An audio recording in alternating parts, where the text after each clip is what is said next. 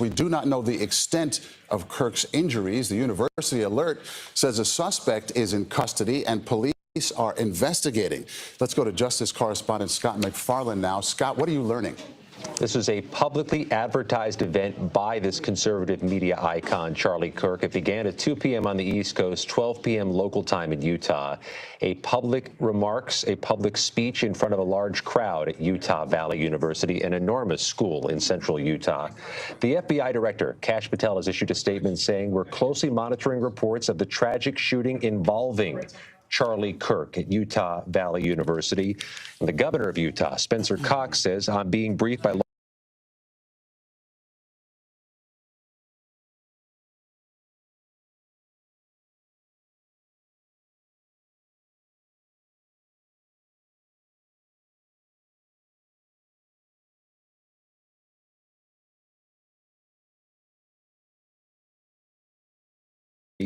The governor of Utah, Spencer Cox, says, "I'm being briefed by law enforcement following the violence directed at Charlie Kirk during his visit to Utah Valley University today." The law enforcement presence there is likely to include the FBI, and Utah Valley University has a police force, so does the community of Orrin, Utah. But at this point, we're going to lean on what the FBI and governor are saying, that this is a violent act that involved Charlie Kirk. His remarks have ended as the violence broke out there in Orrin, Utah. Maurice. Scott, best you can tell at this point, obviously very early in the investigation and the situation, but it appears single gunman, single shot. Is that correct? Well, the videos that are coming in, which we are working with our CBS News team, confirmed team to verify, have sounds in them consistent with gunshots, but we're going to leave that until we get further confirmation on the videos coming in. This is a rally of sorts. Everybody there seemingly would have some phone. There's video, there's audio. In fact, to get into this event today, you had to acknowledge that the videos of you would be usable for Charlie Kirk and his team. This is a heavily photographed event, but we'll be cautious right now with the videos we see coming in voluminously from sources at the scene. Okay, Scott McFarland, thank you. And it does not appear at this point that anyone else has been hurt, again, as best we can tell. We do have video that has come into our newsroom. This is the event in Utah. Kirk speaking. A shot is heard, and then we stop the video here before he is struck, and he falls out of sight. And the people who took this video scrambled to get away to some kind of safety. Obviously, a lot of panic, a lot of fear, and people trying to just get out of there once this shooting went down. Our senior White House and political correspondent, Ed O'Keefe. Ed, what are you learning this afternoon? And if not, what do you know? We can put some context into Charlie Kirk's status as a conservative political activist. Yeah, let's do that first, Maurice, because I think there may be many people watching right now wondering, why would we interrupt to share this information? Charlie Kirk is a 31-year-old originally from the Chicago suburbs, an incredibly influential figure in conservative politics. Bottom line this for you, to give you a sense of how influential. He was meeting last fall during the presidential transition with President Trump to pick cabinet nominees. He's a close friend of Donald Trump Jr., who was among those pushing the now president to pick J.D. Vance as his running mate. He flew with the vice president to Greenland when the administration was making that an issue earlier this year. And he's someone who has helped rally tens of thousands, if not millions, of younger conservative voters in this country to the Republican cause. This gathering that was being held here at the university in Utah includes what's called a prove me wrong table, where he sits there, as you see in this video, and in essence tries to debate issues with people who disagree with him. It's become a popular production or a popular element of his social media work.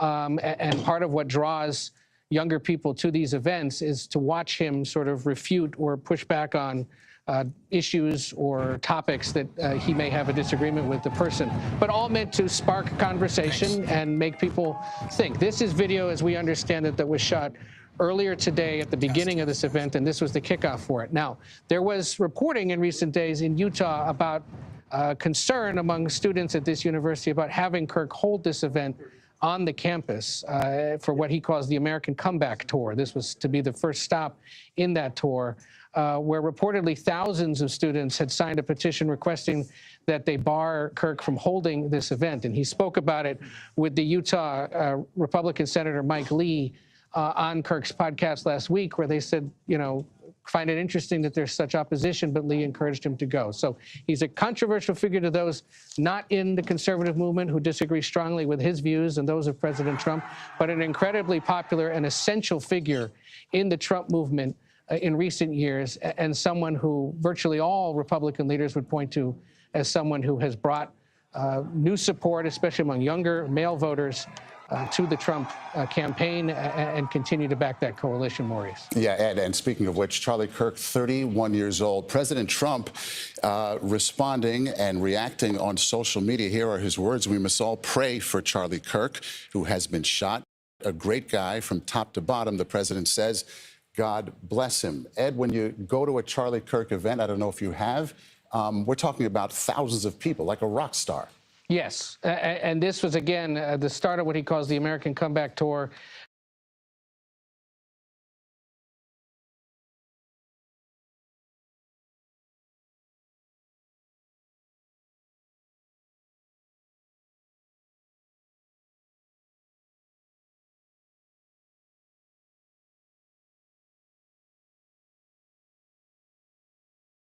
Again, the start of what he calls the American Comeback Tour was designed to draw thousands of young people to the event, as you see here again in this footage that we understand is from earlier today as it was beginning.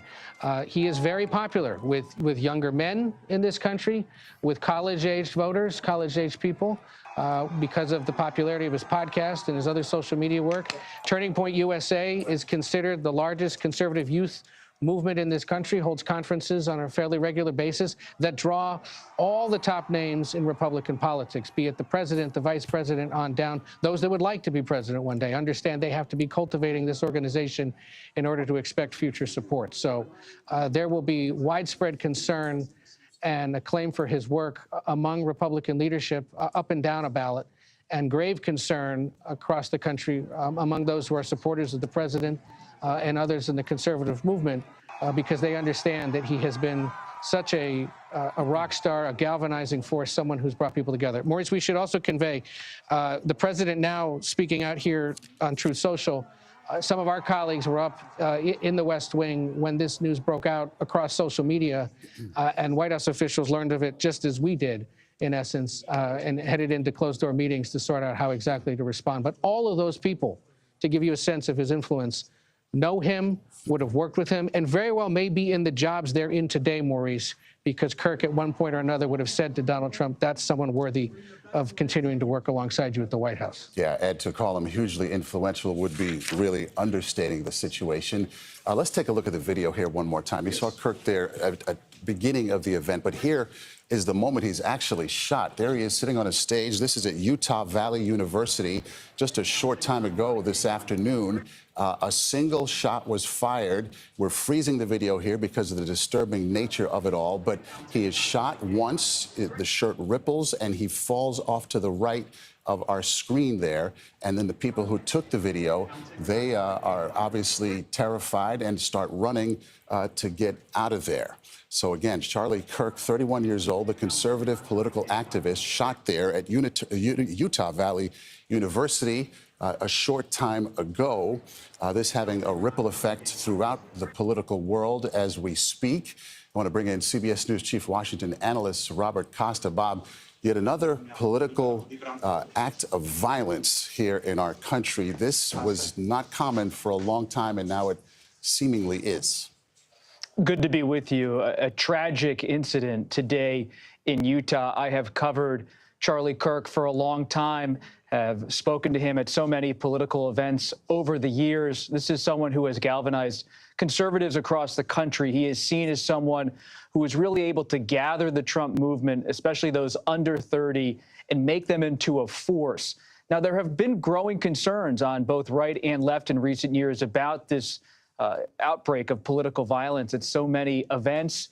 There is that specter that hovers over so much. And what you're seeing in this incident is such a sense still of shock and surprise among those there that Charlie Kirk could be shot in broad daylight at one of these events.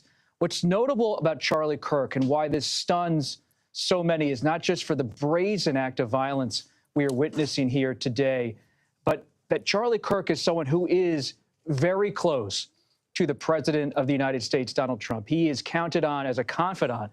Now, there is a huge generational gap between Charlie Kirk and President Trump. And some who might not follow politics incrementally might say, how does someone so youthful, so young, who seems to be an activist, maybe with a media profile, how does he become so close? Well, Charlie Kirk, during President Trump's political winter from 2021 through 2024, stood by him while Trump was facing criminal trials in New York, scrutiny from the Justice Department. He was there. He's a key figure in American politics, not just in the past decade where he's become this youth leader, but he is a key figure right now in American politics, close to Vice President Vance, close to President Trump, someone who helped rebuild the Trump movement, the Trump political campaign, when it was at its lowest moment in the wake of January 6, 2021, and President Biden's victory in the 2020 election. And if you've been with Charlie Kirk, and I have covered him at length, I've covered the conservative movement for nearly 20 years, he is popular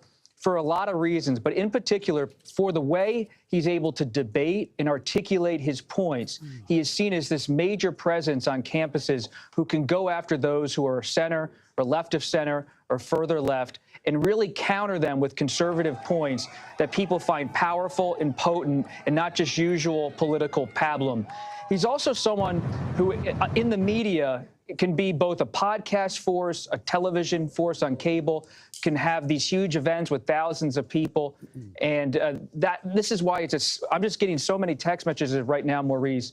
It's a shocking moment in the country to have a political figure shot in this way. But really, for those who know him on the right, it is taking their breath away as they wait for more details. It really is a shock to the system. Robert Costa, thank you so much for the insight. Now, in a statement, the university said a single shot was fired on campus toward Kirk, and a suspect is now in custody. That is coming from Utah Valley University, where Charlie Kirk was shot a short time ago. Joining us now is CBS News national security contributor Samantha Vinograd. Now, Sam, what about security at an event like this? What would you know about the setup there and the kind of security that would follow a Charlie Kirk around the country?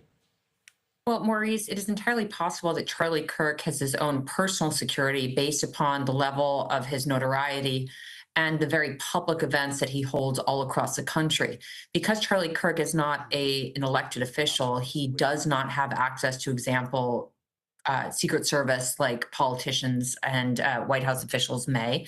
At the same time, the campus security in place would have worked most likely with the event organizers to try to set up some sort of screening for participants, as well as potentially some sort of secure perimeter. However, it doesn't appear that individuals were screened for weapons prior to entering the event. And so certainly there has to be scrutiny of what security measures were put in place by the university. Charlie Kirk is a very public figure. This event was well publicized, well planned. So from an operational security perspective, any bad actor who was looking to inflict harm knew where Charlie Kirk was going to be and likely knew that campus security was going to be in charge of the event overall, not the U.S. Secret Service, not the U.S. Marshals, and others. Okay. Sam, I missed it if you said it, but if you just wanted to clear it up for me here, security at this event or an event like this, would it include screening? Would people be able to just walk in with the arms swinging with weapons on them, or are they patted down? Are there metal detectors? What do you know about that? So when these kinds of events are held on college campuses, on university campuses, very often, Maurice, it is up to the campus itself to determine what kind of security measures are in place. So we actually don't know yet whether this college campus did implement any kind of screening for participants, whether there were metal detectors, whether there were pat downs, and whether and where there was any kind of secure perimeter. It is possible that there was screening, but we just don't know. It is oftentimes specific to the campus itself. However, based on Charlie Kirk's notoriety, and again, the fact that these events were very heavily publicized, one would have thought that there would have been some kind of screening for participants prior to the event unfolding. Most certainly. And in this climate that we're now living in, you would hope that it's the case going forward. Sam Vinograd, thank you. I want to bring in Raydon Desheen. She was at the event right now. She saw the attack. She's on the phone. Raydon, I hope I'm pronouncing your name right. If you could tell us where you were, what you saw, what happened. Yeah, so I was clear up at the front. So they had like the tent set up for where Charlie was going to be. And then they had like the cattle grade set up with a little walkway for the people that were going to debate him. And then I was the grate right behind it. So I was right by the walkway. So I was right up front. And then what happened? When the actual shot was fired, where were you? What did you see or hear? So I was, he was just talking to the second debater. And ironically, it was about the transgender shooter. And, you know, they're talking about, you know, not allowing them to purchase firearms.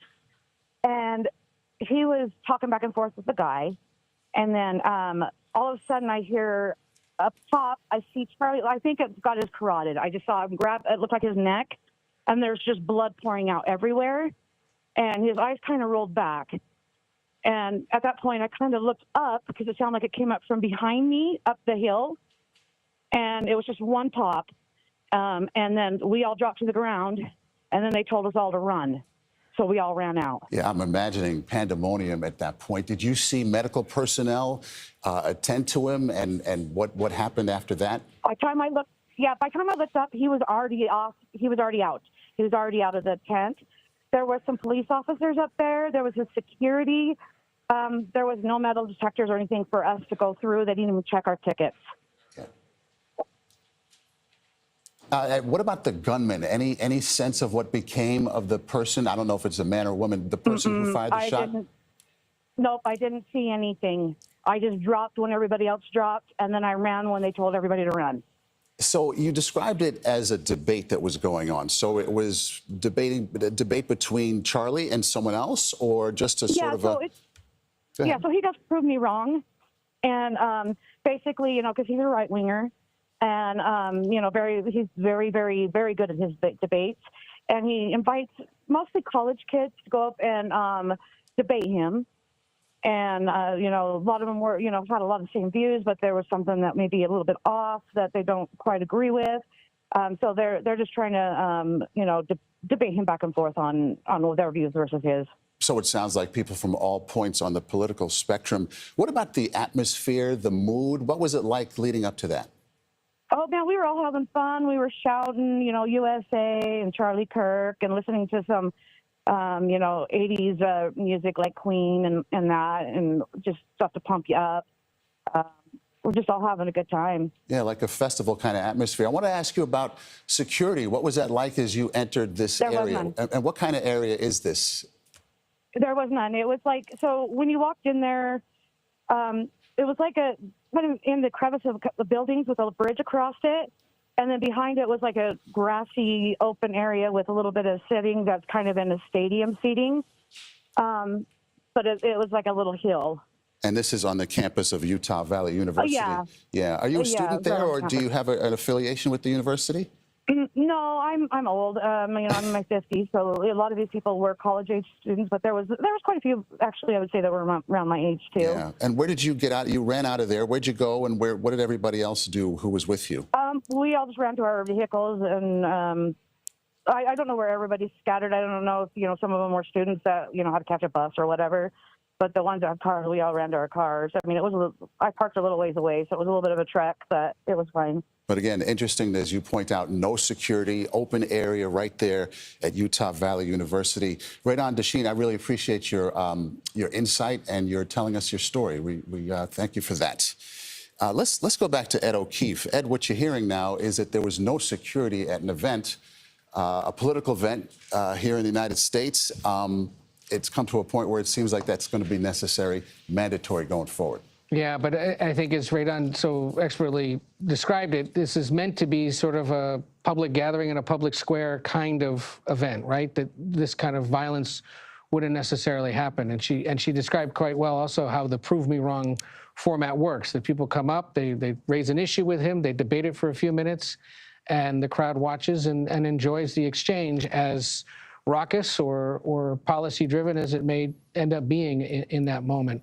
Maurice, we're obviously, given that Kirk is a character and a leader and a creature of the digital space, it is no surprise that we're seeing pretty swift reaction from all sides. We heard from the president, of course, asking for prayers, the vice president, the defense secretary, Pete Hegseth, whose nomination was buoyed by support from Kirk and his movement. But we're also hearing very quickly from Democratic leaders, the governor of California, Gavin Newsom, who hosted Kirk on his own podcast earlier this year, very quickly, moments after this happened, on X, said that the attack is disgusting, vile, and reprehensible in the United States of America. We must reject political violence in every form.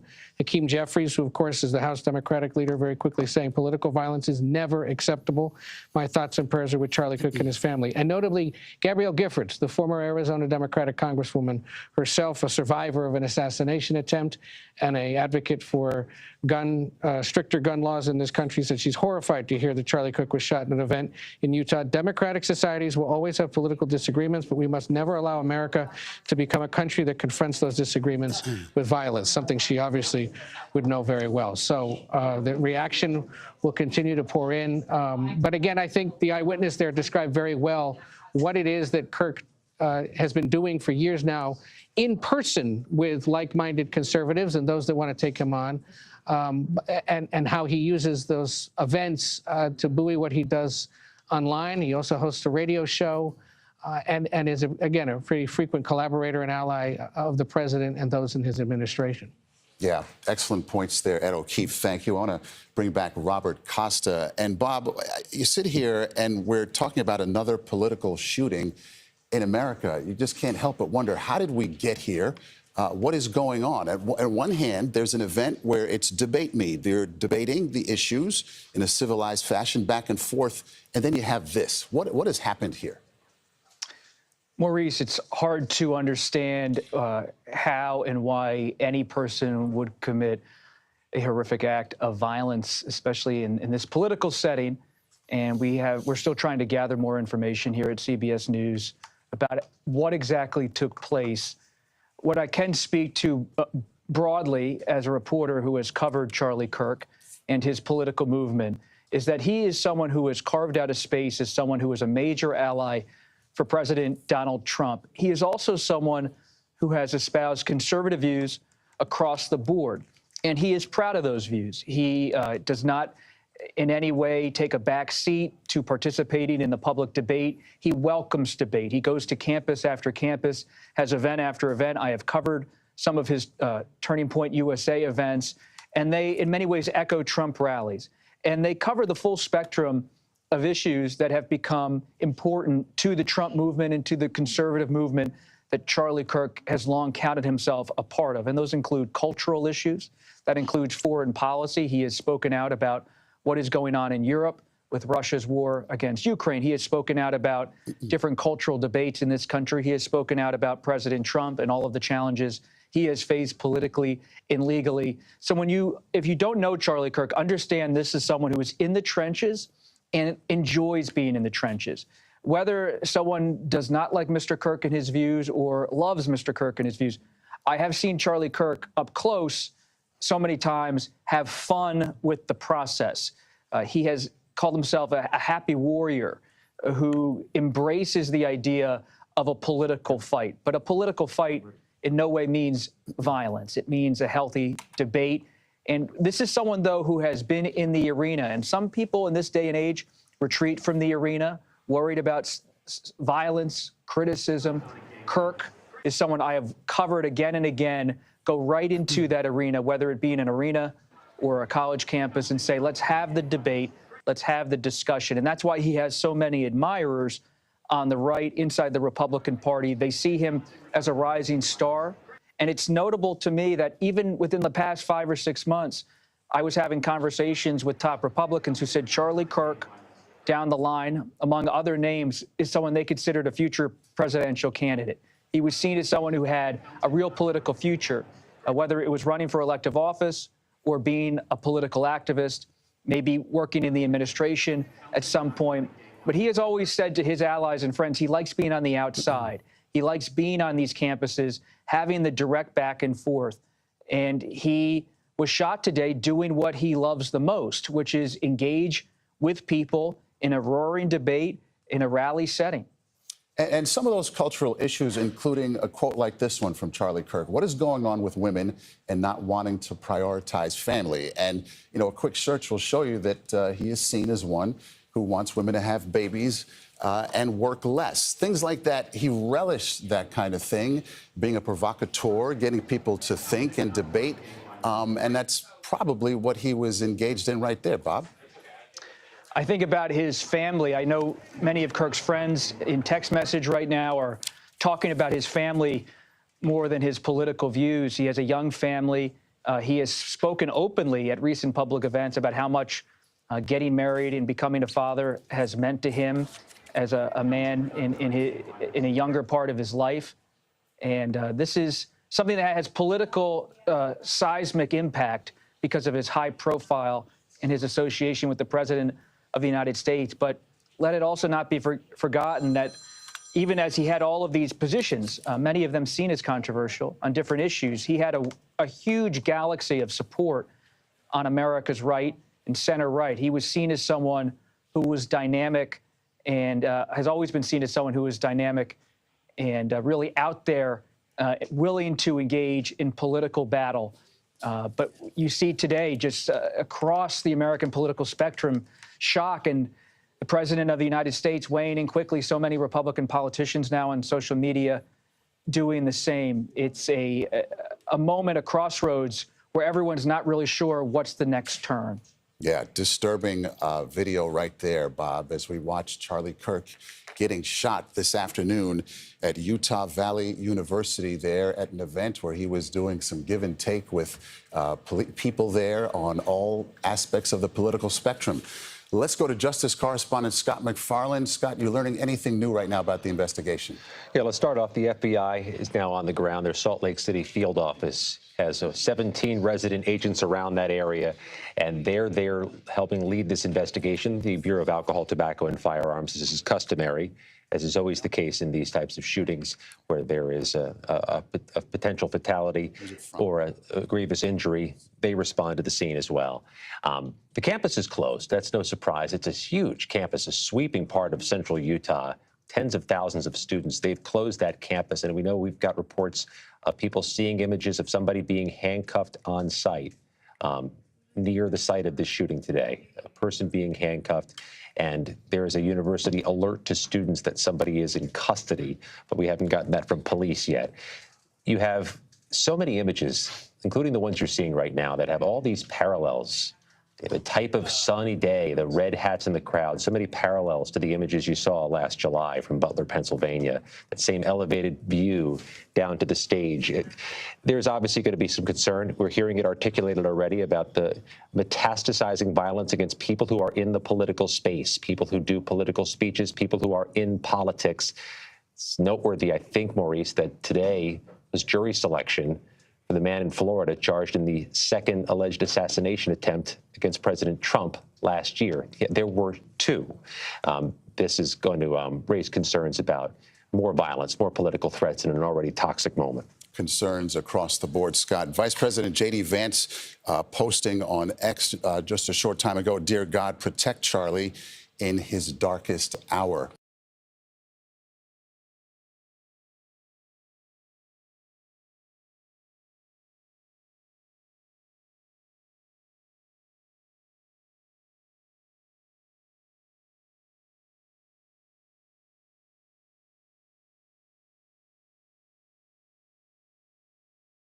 His darkest hour. I believe we also have a statement from the university, the Utah Valley University. Here it is. Today at about 12:10, a shot was fired at the visiting speaker, Charlie Kirk. He was hit and taken from the location by his security. Campus police is investigating. A suspect is in custody. Notably, there's no word on Charlie Kirk's condition. Sam Vinograd, we talked a little bit earlier about security, and we had a witness who told us right here on the air that there was none. They simply had the place open at the university. People walked in, as apparently they normally do, and sat down for this event. What are you hearing about security going forward, or at least since then? Well, we did have a witness indicate that there was no screening for individuals prior to attending the event, which is surprising on the one hand because of Charlie Kirk's notoriety and the explosion in political violence that we've seen in this country. At this time, we should anticipate that a range of law enforcement entities are investigating what happened and working to ensure that this is an isolated threat. Law enforcement and intelligence officials have been warning for years that the biggest threat, terrorism-related threat facing this country, comes from what we call lone actors, individuals who radicalize and mobilize to violence alone. We understand from various public statements that one suspect is in custody, which does lead us to believe that a lone actor may have been the perpetrator. But at this time, state and local law enforcement will be working to ascertain that this threat is contained, that there's no ongoing threat to the public. And then if it appears that there is some sort of terrorism-related nexus or hate crime-related nexus, the FBI will likely get involved to assist the investigation and to review whether federal charges are warranted, in addition to whatever other state and local charges may be reviewed. So as best we can tell, Sam, one shot was fired, yes? As far as we know at this time, one shot was fired and one suspect is in custody. We do not know what Charlie's condition is, and law enforcement has yet to brief the public on whether they believe that there is no ongoing threat to the public. So I would anticipate that there will be a press briefing in the coming hours to articulate what we know about the suspect and what we know about Mr. Kirk after this tragic incident. For sure. Sam Vinograd, thank you so much. So again, there he is, the 31-year-old political activist on the conservative side, Charlie Kirk, speaking at 12:10 this afternoon at Utah Valley University, getting shot. Once there, it appears, to the chest. A suspect is in custody. Kirk's condition at this moment unclear. Now, reaction coming in all over the political spectrum, across it, far and wide, including the vice president. Ed O'Keefe has more on his reaction. He was very close with the administration, Ed. Absolutely, Maurice. The vice president a little while ago posting a photo of himself with Charlie Kirk, forgive me, and Donald Trump Jr. saying, "Dear God, protect Charlie in his darkest hour." Again, Kirk was among those, along with Donald Trump Jr., who pushed President Trump to select J.D. Vance as his running mate last year. So there's the tweet a little while ago from the vice president, and Charlie Kirk, again, quite close to both of those gentlemen, the vice president and the president's son. The president himself a little while ago on his social media platform saying, "We must all pray for Charlie Kirk, who has been shot, a great guy from top to bottom. God bless him." And we've seen reaction from virtually every other senior Republican lawmaker, cabinet official, and other Republican and conservative leaders, and of course, denunciation of violence from Democrats as well, as we await word on Kirk's condition. Again, he was holding what he calls the American Comeback Tour on this campus. He was scheduled to hold today's event and be back in Utah for another one later this month.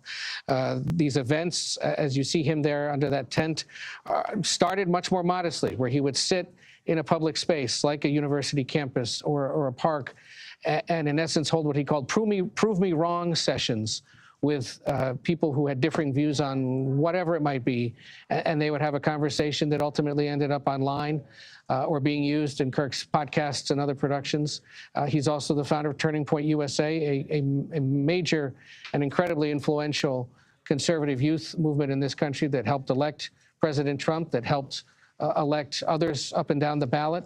And Kirk has used that power also to put pressure on fellow Republicans to stand by the president's priorities, to support his cabinet nominees, and to ensure that things were going smoothly for the Trump agenda on Capitol Hill. So many on Capitol Hill today also quite concerned about all of this. But Maurice, it comes, as Scott said, you know, as we're seeking accountability in the second Trump assassination attempt against the president last year, amid growing concerns generally about violence in this country, and in this case, in a perfectly open space, which is a university campus, as they should be. You know, seeing this incredible shooting here occur in front of hundreds, if not thousands, of people. Stunning in so many ways. Ed O'Keefe, thank you for that. And we're hearing from an eyewitness who recalls what the alleged shooter actually said. Let's listen. Yeah, the man who, after they took him down, he yelled, "I'd do it again." Wow. Okay, that's what a witness said, that the one shooter who is in custody, we are told, the person said, "I would do it again." Scott McFarlane, as we try to make some sense of this thing here, there is no sense, really. What are you learning about the investigation at this point? The two law enforcement officials speaking with CBS News confirmed there is a suspect in custody right now. The university had said that. Now we have law enforcement sources saying the same.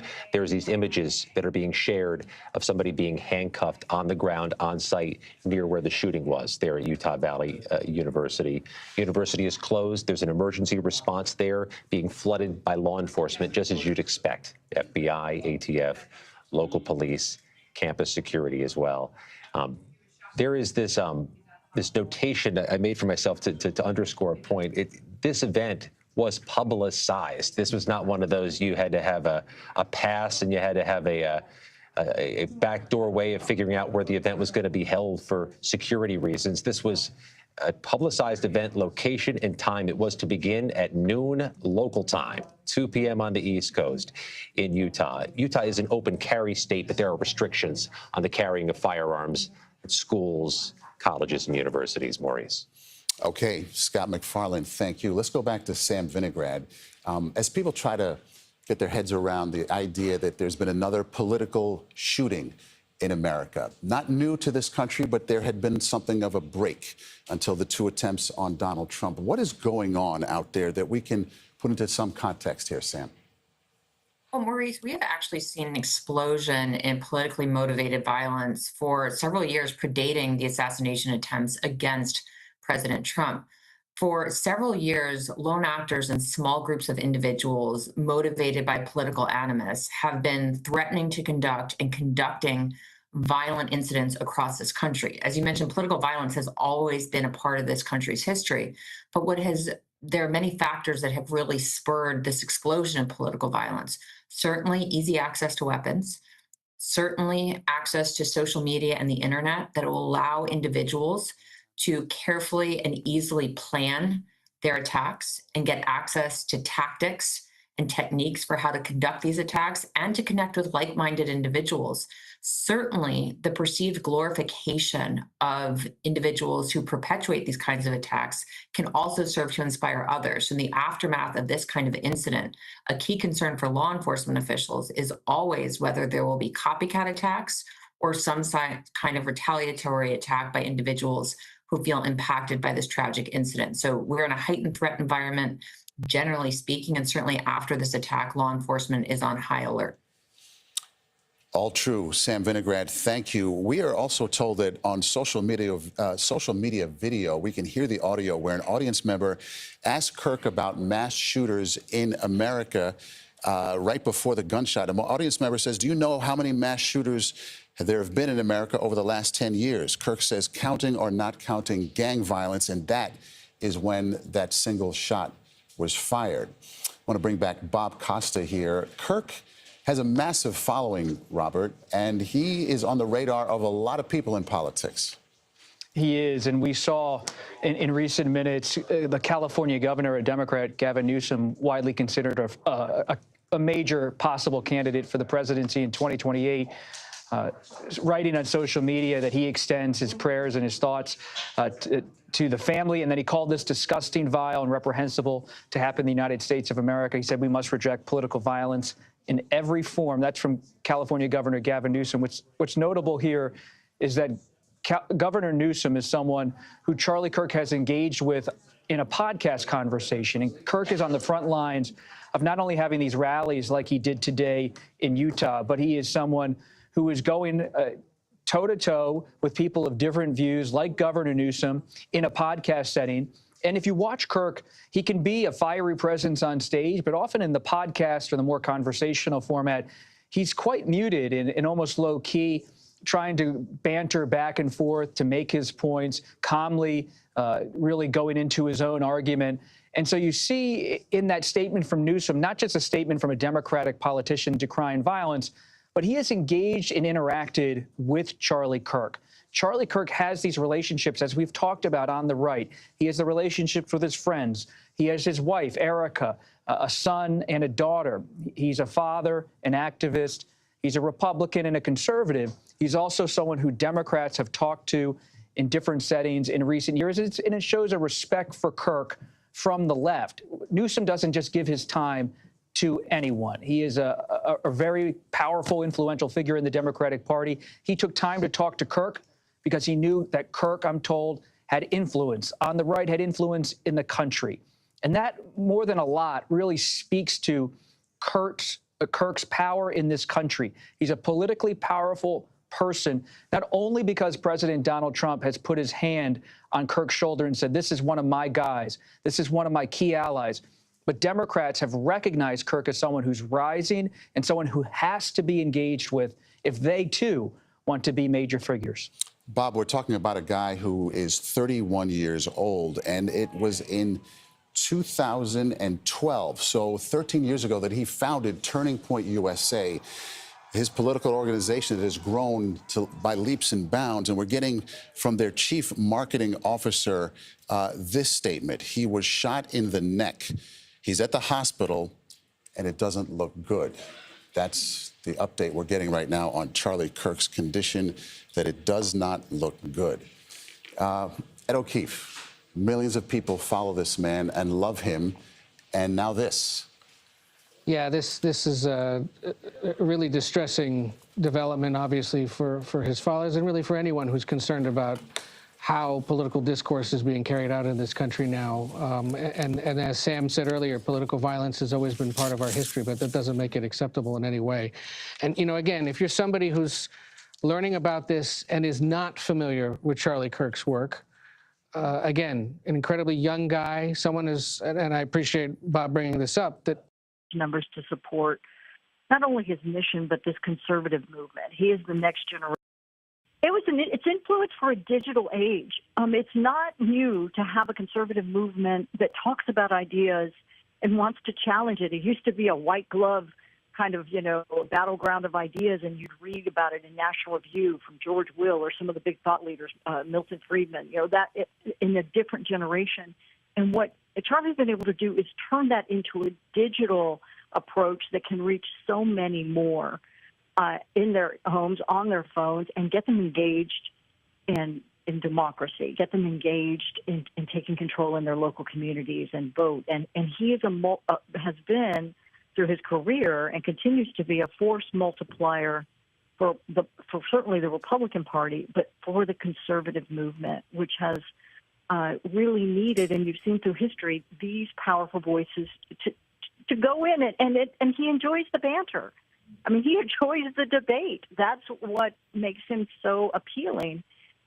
He's ready to take the negative comments and the negative hits. He wants to talk about those ideas. And that bravery is what lauds him so much support. Well, Leslie Sanchez, we really appreciate your insight on all of this. And speaking of that support, I want to bring in now Chanel Call, CBS News correspondent, who's been following some of the reaction that has been pouring in already. What have you been seeing out there? Yeah, Chanel? let's start there with that tweet we were just showing our audience. I think that was from the president. He is responding to this today. And Ed O'Keefe had talked about the relationship that Charlie Kirk has with the Trump administration. Here it is, the president saying, we must all pray for Charlie Kirk, who's been shot, a great guy from top to bottom. God bless him. I mean, this is somebody who had a very close relationship with the president. Ed O'Keefe was reporting that he actually helped make some cabinet picks for this administration as well. We're also seeing, bipartisan support for Kirk today. As we're still waiting to find out what his condition is, Donald Trump Jr., okay, let's go with this. Gavin Newsom sending out this post saying the attack on Charlie Kirk is disgusting, vile, and reprehensible in the United States of America. We must reject political violence in every form. And again, this is important to mention as well, because Kirk actually sat down with Newsom for his podcast about 6 months ago. We're also seeing Kamala Harris just sent out a social media post saying, I am deeply disturbed by the shooting in Utah. Doug and I send our prayers to Charlie Kirk and his family. Let me be clear, political violence has no place in America. I condemn this act, and we must all work together to ensure this does not lead to more violence. So again, we're seeing, Democrats as well commenting on about gun violence, actually. And he was hit in kind of the left upper neck area, kind of in the carotid artery area. And it was just a traumatic thing to see. I feel bad for all these wonderful students and alumni that were present and had to see that. It's a tough thing to see, but obviously it's a very serious thing that we need to all be able to work through and work through together as a community and come together and really rally around Charlie and his family. Nobody should have to worry about their father or husband going out and doing the things that he loves, and that's a tough thing to see. How many shots did you hear, and what happened right after he was hit? What was the mood of the crowd? Yeah, one shot rang out. From what I heard, I don't know if anybody else heard different. One shot rang out and hit Charlie, struck Charlie, and I don't know if it's angels or good bystanders who jumped in and stopped more shots from coming, but I'm grateful that if somebody did, they deserve high praise. One shot hit Charlie, one shot rang out, lots of chaos, lots of panic. It's hard to stay cool, calm, and collected in those moments. And so, yeah. Thank you so much. I really appreciate that. Stick around for just a minute if you don't mind. Your name and just what you saw, where you were at, what you heard. My name's Kaya Meek, and then we were just about 50 feet from the left of him. And then I just remember he was on his second conversation, and then that's when the shot came, and then we just saw his head jerk back and shoulder, and we immediately just turned and dropped to the ground, and then saw people start getting up and running. So we followed in with that, and were able to get to the apartment buildings and get in with a really kind girl that started driving us. And then, how scary was this? What was the mood there? It was just really terrifying. I mean, I was kind of in shock, because I was like, no way that just happened, But I'm definitely very grateful that there was only one shot and stuff, or else I think that a lot more people could have been injured. Okay, thank you very much. And where were you at, and what did you hear there to see? Yeah, I was with Kaya, and we were just 50 to 100 feet to the left, and just heard a shot, and then just saw his head fly back, and he just slumped in his chair and saw blood coming down his shirt, and then this people just yelling, "Get down!" and then just see a flood of people going throughout these doors, so just ran and followed them. Wow. We hear about school shootings or university shootings, those kind of things.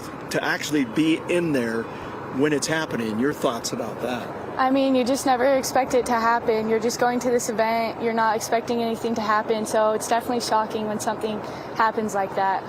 Tell me about why Charlie Kirk. What was it about? You wanted to go hear him, or what happened there? He's on social media. I've seen a lot of him do a lot of debates. We just thought it'd be cool to come see him debate a couple people. Yeah. Okay, thank you very much. And share with us where you were at and kind of what you saw. Yeah, I was about 50 feet to his right. And I want to say that he only got 1.5 questions in. The first question, he was very graceful when confronted about comparing Mormons to Protestant, and then the next question right before he got shot was asking about transgender mass shooters and the DOJ wanting to take their guns. And then he got a few words in, and then I heard that one shot rang out, and then he fell over to his left, and everybody panicked. Okay. Man, thank you guys very much. I appreciate that. And boy, what a traumatic experience for all of these students here. Again, we're on the... Think of all the places that could expose you to identity theft and financial loss. LifeLock monitors hundreds of millions of data points per second for threats even your bank could miss. If your identity is stolen, our US-based restoration specialists will fix it guaranteed, backed by our $1 Million Protection Package to help cover stolen funds, experts and lawyers, and out-of-pocket expenses. Join LifeLock, the leader in identity. Traumatic thing, but again, trying to get out of the north side here of the campus. Boy, it is just a parking lot here. This, of course, happened, about 12:30, right around there, a little bit after, and still here we are with traffic just really congested and everybody trying to get out of this location. We'll go ahead and send it back to you guys, and we'll continue to get more information out here and come back to you as soon as we have some more.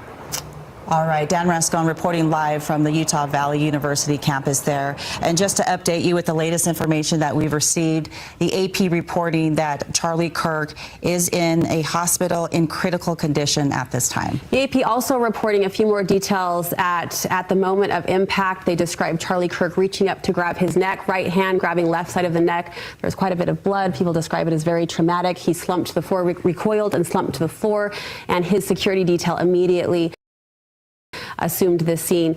We have Jody Reynosa live on the campus of UVU. Jody, what can you tell us from where you're at? Let me show you what I'm seeing here. You know, people keep mentioning the traffic as students, faculty, people try to get out and off of campus. But right down here, you can see just the line, the very long line of traffic. And then with people trying to get out of, you know, this exit area, it's just taking them a very long time. Some tense moments in the aftermath of this horrific shooting. Now, I'm here on campus just outside of the Wolverine services, and I also have, now there's probably about approximately 50,000 students that attend UVU, and I'm here with Marta Villa. She's a third-year student, and she wasn't there at the event, but she was in class, and still some very tense moments. Marta Villa, tell me, what was that experience like for you? I mean, it was terrifying. None of us knew what was going on. I was just in class. Someone heard a stampede of people running down the hallway. They checked it out, and immediately they locked the doors, just go in. There's been a shooting. How were you feeling in those moments? I think we were all terrified. I mean, yeah, I was very terrified. I didn't know what was going on. Yeah, I just wanted more information. Now, there are people who have talked about, you know, I wish there were metal detectors and, you know, maybe some more safety measures going on. One thing that terrified you were telling me earlier, is that the doors wouldn't lock. So tell me about that experience. Yeah, we tried to lock the doors, but we were having issues with that. So the boys in the class the men in our class just were guarding the doors. So they barricaded themselves across the door, basically, to help people? Yeah, they were just standing by the doors just to make sure no one came in. You hear about all these things happening across the nation, and folks here in Utah, you know, they don't think it's going to happen here in Orem, you know, Orem-Provo area. What are your thoughts on that? Have you ever experienced anything like that? No, I have not experienced anything like that. And I think no one would have thought this was going to happen, but unfortunately it did. As you've talked to other classmates or other people in your cohort here at UVU, what have they talked about, and what are you kind of maybe reassuring them about? Oh, I haven't talked to anyone really except my family, and they're just asking me what's going on, if I'm okay, and I think everyone is just wondering if he's okay and if the shooter was detained, which I found out he was, and so that was good news. Any fear to come back on campus? No, I think we have this under control, and I think our police are doing a good job of detaining and making sure everything's under control here. Thank you so much, Marta. So as Marta was saying, you know, there's a heavy police presence here, armed. You can see their rifles out. A lot of them have been in unmarked vehicles. So there is a, you know, heavy law enforcement presence because they want to assure that, you know, everybody's going to stay safe. Nothing like this happens again today or in the future. And so you've heard it from Marta, her experience, and how nerve-wracking to have the doors in your classroom not lock. So you can, you know, we'll be having more information unfold as we get more details, but I'll send it back to you. Jody Reynosa reporting live for us from Utah Valley University. Appreciate the update there. Let's go ahead and check back in with Daniel Woodruff, who is also there at the UVU campus. And Daniel, you've been able to talk to folks there on the ground as well, getting their perspective of what happened at this event. As we know, the UVU campus has since been closed, but still a lot of people trickling in and a huge police presence. Yeah, we're here on the west side of the Utah Valley University campus, and campus has been closed, as you said. Classes have all been canceled for the day. People have been asked to leave. As we got here, we saw a very long line of vehicles trying to get out, so there was a major congestion due to that. But campus is closed here at UVU due to the shooting of Charlie Kirk. And I am joined now by Sarah, who is originally from Draper, a Utah Valley University student. I understand you were inside, and it's been a traumatic thing to witness. Tell me a little bit about what you saw and how you've been feeling. Yeah, so I mean, it's been a little bit over an hour, over an hour since it's happened, and my heart is still racing, and I'm still shaking a bit. It's definitely scary. Basically, Charlie Kirk came out at about like 12:06, and everybody was super excited to have him there, and the first student stepped up, and they had a conversation about like Mormonism and Christianity. And then after that, they had another student step up to talk about transgenderism and the violence and gun violence that's been surrounding that recently. And that is when Charlie Kirk was shot. It was in the neck, and I watched the blood just spurt out all over his body as he slumped over and fell down. I believed that he was dead on impact, but it sounds like he is in critical condition.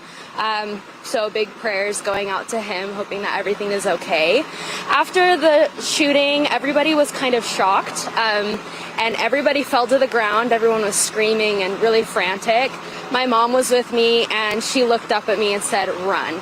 So me and my friend grabbed hands, and we ran out of the building, out across the street, all the way to Bucked Up, across from Utah Valley, and just waited there. And we had a sweet retired law enforcement officer kind of help us out and make sure that we were safe. So, because processing something like this, I mean, you mentioned your heart is still racing and probably still replaying what it is you saw and heard.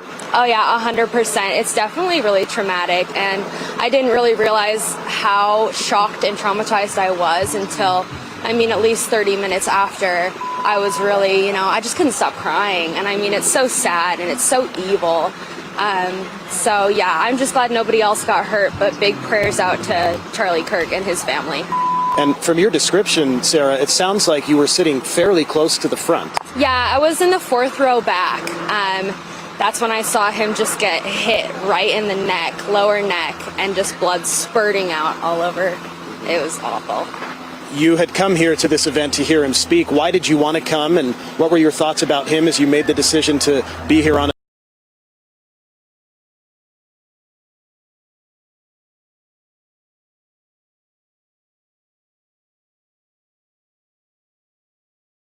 a Wednesday morning? Yeah, so I have classes today, or did have classes. Yeah, I agree. There's still no reason to shoot the guy. Yeah, you don't have to agree with things people say. And just because you don't agree doesn't mean you have to shoot someone, What is the world coming to that you don't agree you have to shoot them or try to delete somebody? I had my morning class, and afterwards I went to see Charlie Kirk. I mean, he's an awesome guy. I agree with all of his political stances, and I was really excited to see him, especially at my own university. Yeah, they got footage. They got footage of him getting shot and him falling over. They also have footage of the guy who shot him. He's been arrested. So I'll be looking for that footage in a minute. So yeah, just going out there to support him before my next class, and what a traumatizing experience it was. So yeah, and I think a lot could be said for the fact that at an event like this, something like that happens. Have you been thinking about that since this occurred? Yeah, definitely. I thought it was really ironic that he started talking about gun violence right when he was shot.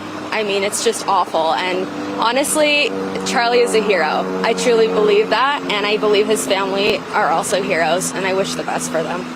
And finally, Sarah, what about you personally? Because witnessing something like this, I can only imagine. I have not witnessed something like that. And so where do you go from here, and what do you think about as you process this tragic day? Yeah, good question. I'm definitely going to be seeing my counselor. I will have a lot of therapy, and honestly, I think it's just going to bring me closer to God. And yeah, through the whole experience, just lots of prayers, and yeah, it's going to be a lot of personal work. Sarah, I really appreciate you spending a few minutes. Thank you. Best to you and your mom. Thank you so much. So here on the west side of campus, that's just yet another voice of someone who was at this event. And the event happened just right behind us. In fact, I'll step out of the way and let photographer Ray here zoom in again just to show you. And I know we've seen a number of vantage points of this, but that tent in the distance, just past that overpass, is where Charlie Kirk was speaking, and then all of those bleacher type places in the foreground or background, I guess, that is where people were sitting. In fact, from this distance, I can see a lot of personal items that were clearly left behind in the mayhem of the shooting. And now a lot of law enforcement are on scene, and there is crime scene tape up around the area. This is about as close as we can get from this particular vantage point, but we see police from just in this area, Utah Valley University, Provo, Orem, and then other agencies as well have responded in addition to federal agents. And so this is now sort of eerily quiet on the west side of campus. A lot of people have moved on, left campus. We're just seeing some stragglers walking through, but it seems like everyone who walks by was there. They heard what happened or they saw what happened, and then many of them ran in the aftermath of the shooting. And as you heard with Sarah there talking to me, her heart's still racing. This was a terrifying, scary ordeal for her to witness and to process, and certainly that's only just beginning for her to deal with the feelings and emotions of what she's seen. So that's the latest from the west side of the campus. We'll send it back to you for now in studio. Daniel Woodruff, we appreciate that. I can't imagine for those folks who were there describing that traumatic scene. Absolutely. Let's go to news specialist Alex Cabrera. He's at another vantage point on campus. Alex, you've been talking to people. What are you hearing now? Right. We've been in a parking lot here for about an hour or so, chatting with some people, some students, some others who just came here for this debate. And you can still see there is still a little bit of traffic as people continue to leave this area, trying to get back to wherever they're going to. But I'm going to interview somebody named Taylor Westmoreland, and she's special to me because this is actually my niece. I never really interviewed a family member before, but Taylor was on campus when this happened, heard the gunshots, and so I found out she was here. So that's kind of terrifying when you have a family member here. But Taylor, tell me, what did you tell everybody? What did you hear? You know what I mean? What did you hear, and then what happened? Yeah, my friend and I got there pretty late, and so when we arrived, we were right in the building behind him, and we just heard a gunshot, and everyone just started screaming. It was really chaotic, and we just ended up turning and running. There was just crowds of people screaming, and then just like shooter, gun, and then we ended up getting outside, but it was chaotic for a really long time, really scary. Yeah, it's just one of those things. Like, what do you do when you hear that gun, shots? Yeah, and you freak out. But I was kind of like in disbelief for a second, and when everyone was running, and then I just started booking it. My friend threw her drink, and we just got out of there like as fast as we could. But this is always something that happens somewhere else. Yeah, no, it's odd to be a part of something like this. It's horrible, of course, and really sad for him and his family, but yeah, it was really scary. I'm glad everyone got out okay. Okay, Taylor, give me a hug. I'm happy you're doing okay, and that we met up and that you're doing well. Okay. Thanks, Taylor. Didn't Thank mean you to put so you on the much. spot. No, you're Thanks, good. Taylor. Thank you. So that's, again, I know that my niece is a student here, so I heard that she was here and kind of like wasn't answering her phone at first, and hoping everything is okay, and I'm happy she's okay. But just one of the many people here that just came out just to hear a debate, to be a part of something like this. Charlie Kirk is a big personality. A lot of people like what he has to say. A lot of people don't like what he has to say, but either way on a college campus, you think this is something where you would maybe hear something you don't believe in or something that you do believe in, and then something like this happens. So it is sad. A lot of people witnessed this. I heard one of the interviews I think my colleague Daniel Woodruff was doing where one witness said he saw the blood, and that's just, it's sad. You know, how do you decompress from something like that? You know what I mean? And that's what a lot of students are doing right now, just decompressing from something they saw today, and it's just an unfortunate situation. But traffic moving along, people continue to get out of here, and we will chat with some more students about their thoughts on this whole thing as we continue our coverage here. Back to you. Well, Alex, we appreciate that. You know, there are so many students on campus right now for that event. It's hard when this hits home and it becomes then one of your own family members who is there at the event, and you're worried for her safety, of course, and glad everything's okay. Thank you for that report. And we are continuing to get new information about Charlie Kirk being shot. AP reporting that Charlie Kirk is in critical condition at a local hospital.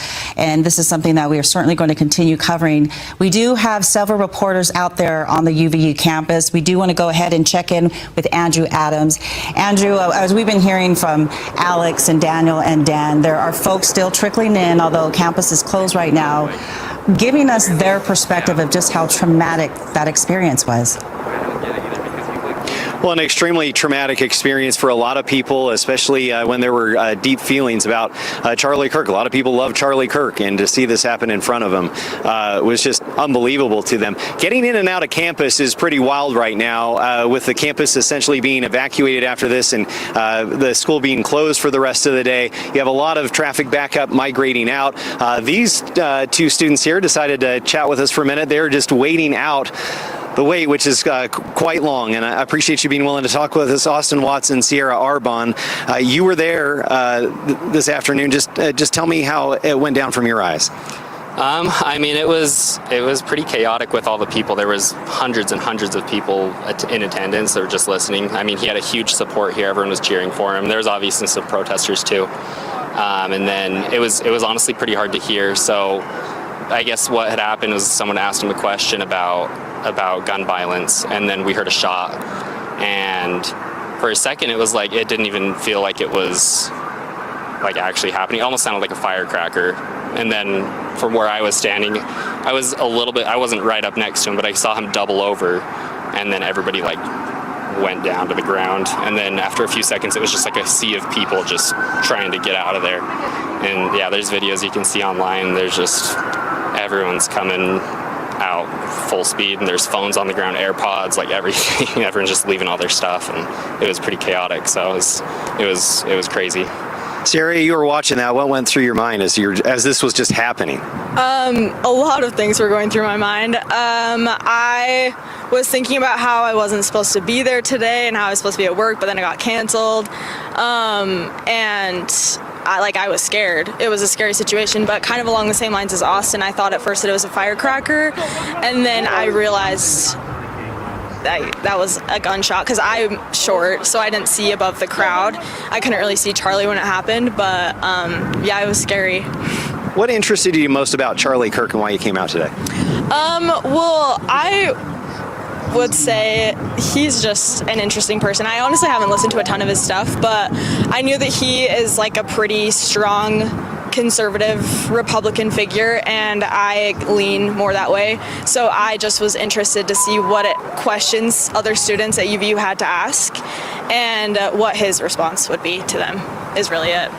Austin, you followed him a little bit more. Tell me just your thoughts. Yeah, no, I mean, I really respect Charlie as a person. He's a great person. He's a family guy, a good Christian. Like, he has strong beliefs. They chatted a lot about religion right before it happened. I mean, there was only one question before the shooting, but I really think he's a great person, and he sticks up for what he believes in, and I respect that. And I enjoy watching him debate people. He knows what he's talking about, and he comes from a state of logic, and I respect that a lot. And so I've watched his videos for a while, for years now, honestly. So I think, yeah, he's a really interesting person. I was pretty excited to hear that he was coming to Utah so that he could see, what Utah's about and have his support group here, because I know a lot of people really respect him here. So it's pretty sad that it had to happen here. Well, I was going to say, just the fact that there was a shooting, he was shot, and an event like this, your thoughts about that?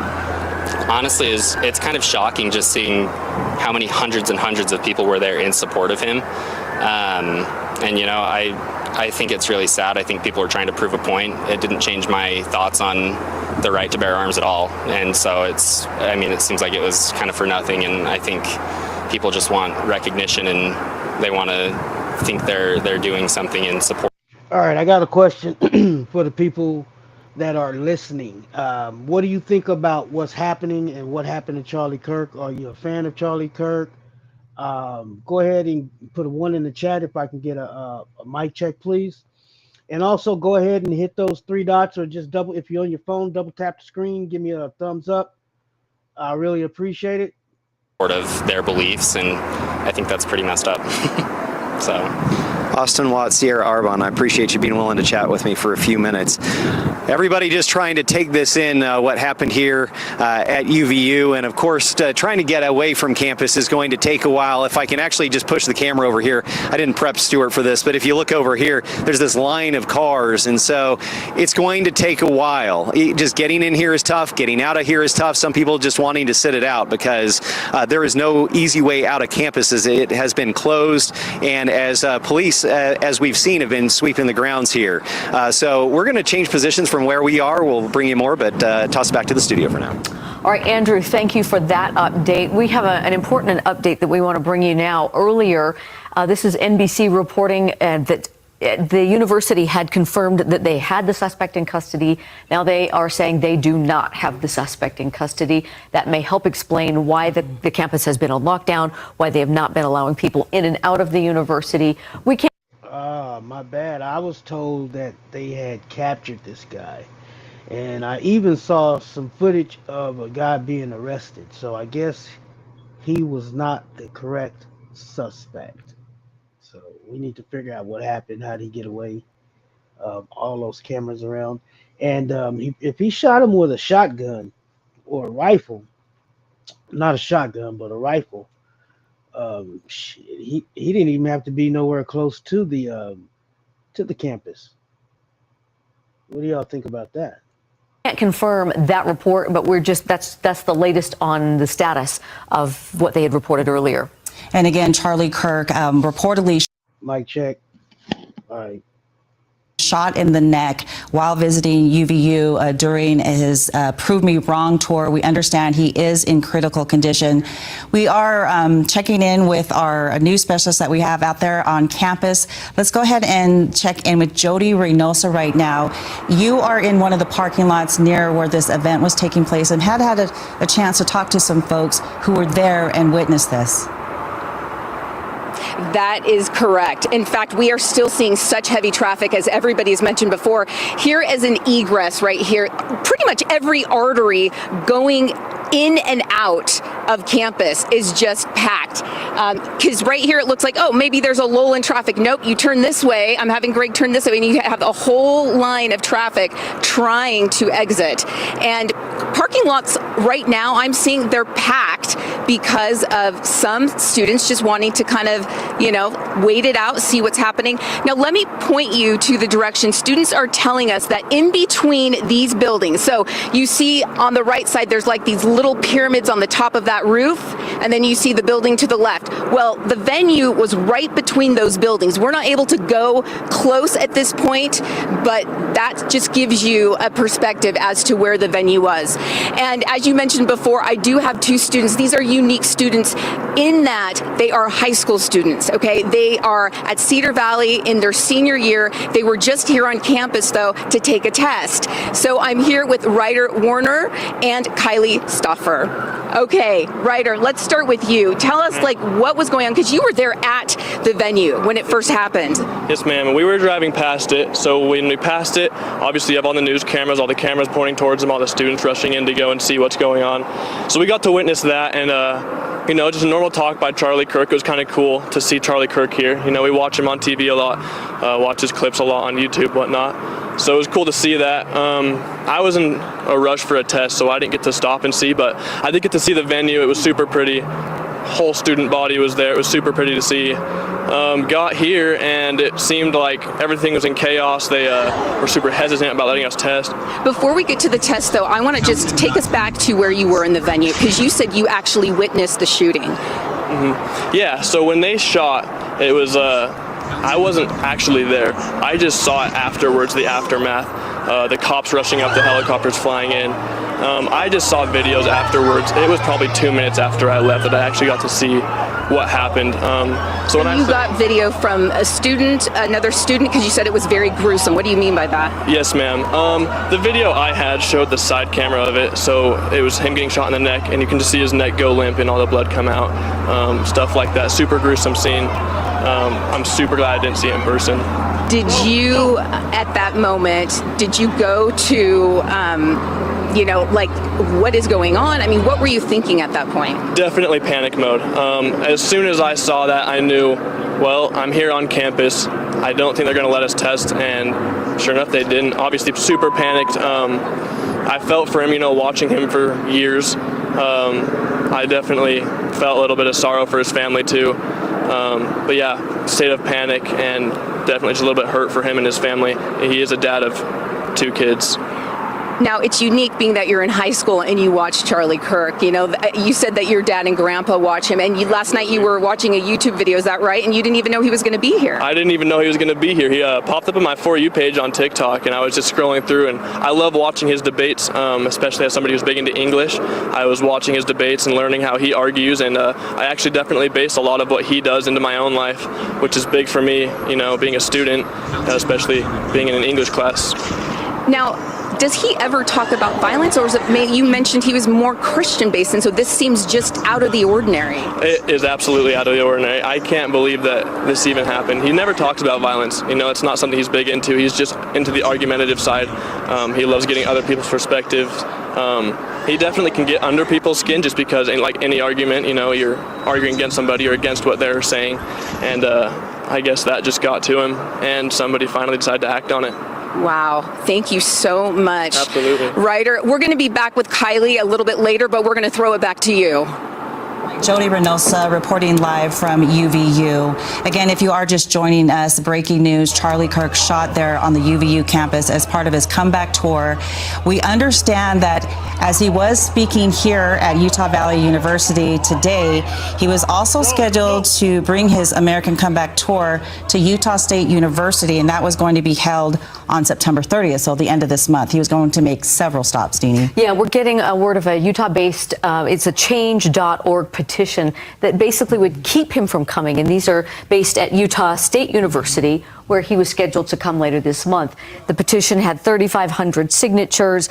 Students, hundreds reportedly today, are joining on that petition to ask board trustees at the university to prevent this Charlie Kirk from coming to their campus. And it's part of a national debate over controversial speakers coming on college campuses and universities' role in balancing the freedom of speech and them hearing these speakers versus protecting the safety of students. And as we just heard from several folks, you know, they wanted to come out. This is what attracts them to Charlie Kirk, because they're able to have this type of dialogue on college campuses. Of course, it does come with some controversy.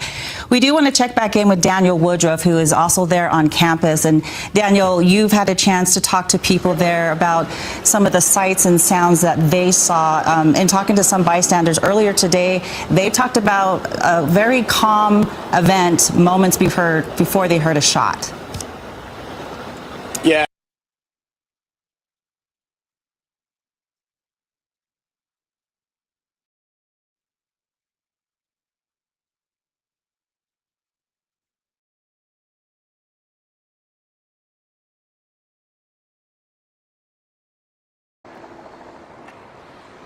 Were you at the event? Yeah, I was at the event. How close were you to the stage, would you say? I was probably maybe 4 or 5 tiers up. Row back? 3. I was probably to his right, about maybe 2:30, 12 o'clock, 2:30, maybe about 2:45. Okay. If I'd been 2:45. Hold on to that for me. Maybe take a good step to your left, just to get you in the sun. Come over here a little bit more. There you go. You can look right at me. Try to ignore this camera. Let me make sure I've got your mic turned up. That would help, wouldn't it? First question is your name, please. Darren Brunson. Spell your name for me, Darren. Darren, D-E-R-O-N, Brunson, B-R-U-N-S-O-N. And you were there? Yeah, I was there. I was watching him. I was probably about, if you look at the stage and you look at about maybe 3 o'clock from his position, about 3 o'clock, 2:30, that's where I was. I was right at him, and I was looking at him when I heard like it was a direct shot to the heart. It looked like right where his heart is, it started going red. He fell back and went to his side.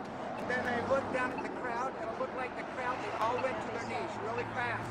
I kind of did go to my knees as fast as everybody because I wanted to see if anyone who was close to the shooter would be trampling all over that person, and I saw nothing like that at all.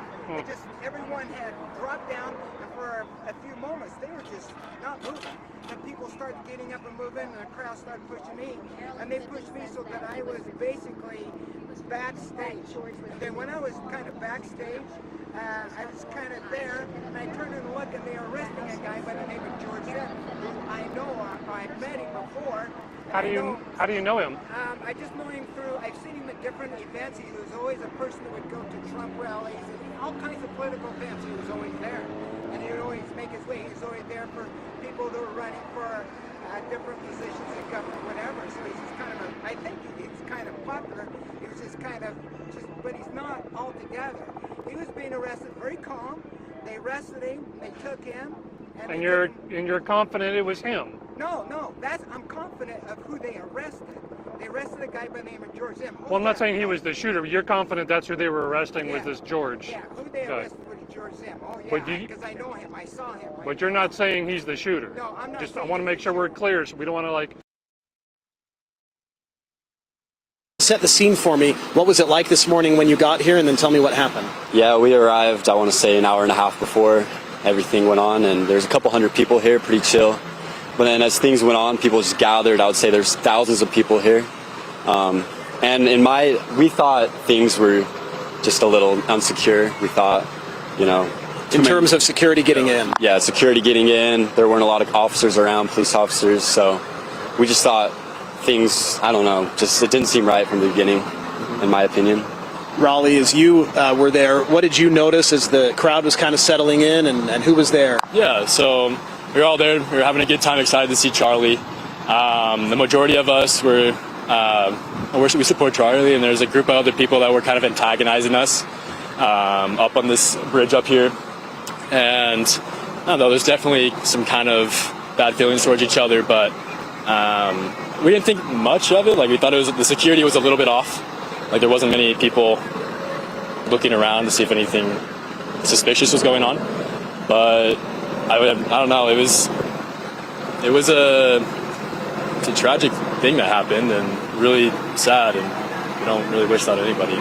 And Raleigh, when it happened, where were you, and what did you see or hear? Yeah, so me and Logan and a couple other my buddies, we were 15 feet away from Charlie, give or take. Like 5 rows back, about. Maybe 5 rows back.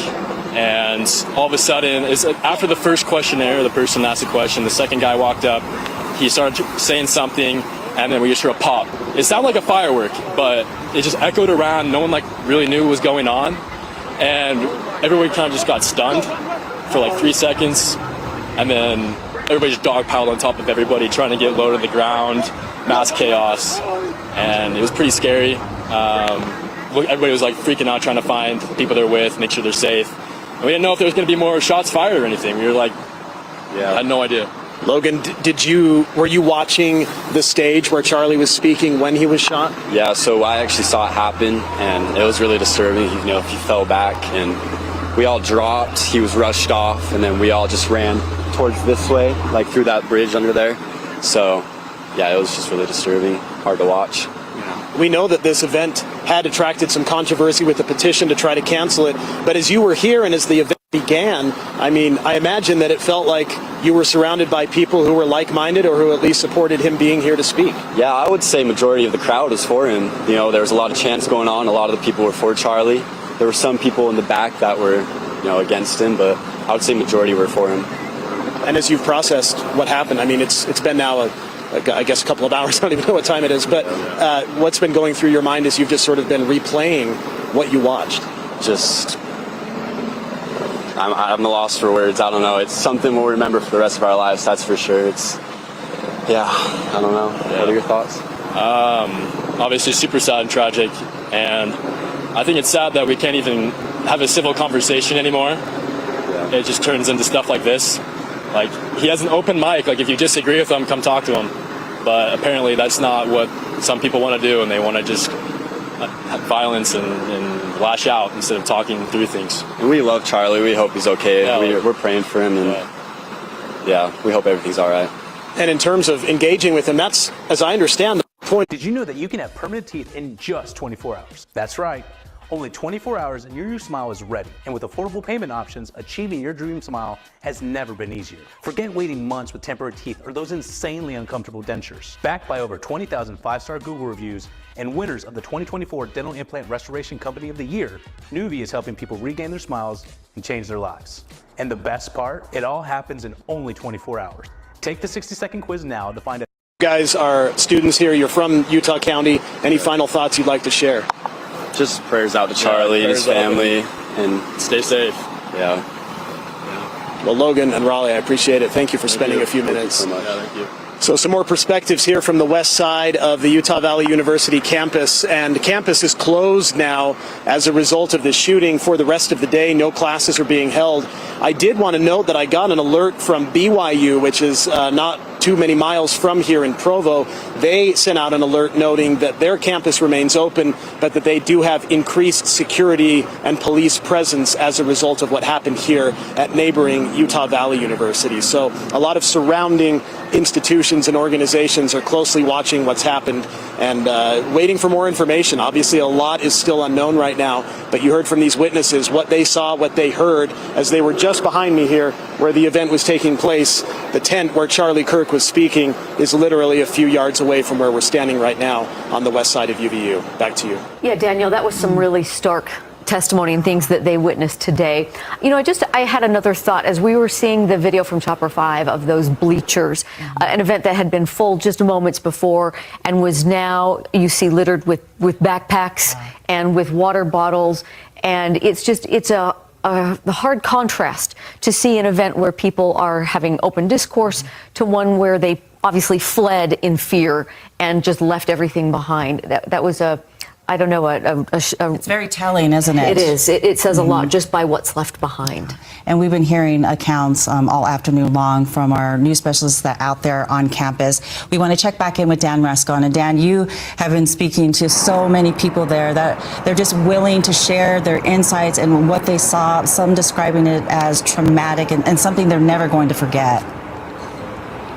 Yeah, that's exactly right, boy. These stories that we're hearing out here on campus are just pretty incredible right now. But we're about 2 hours after the shooting here.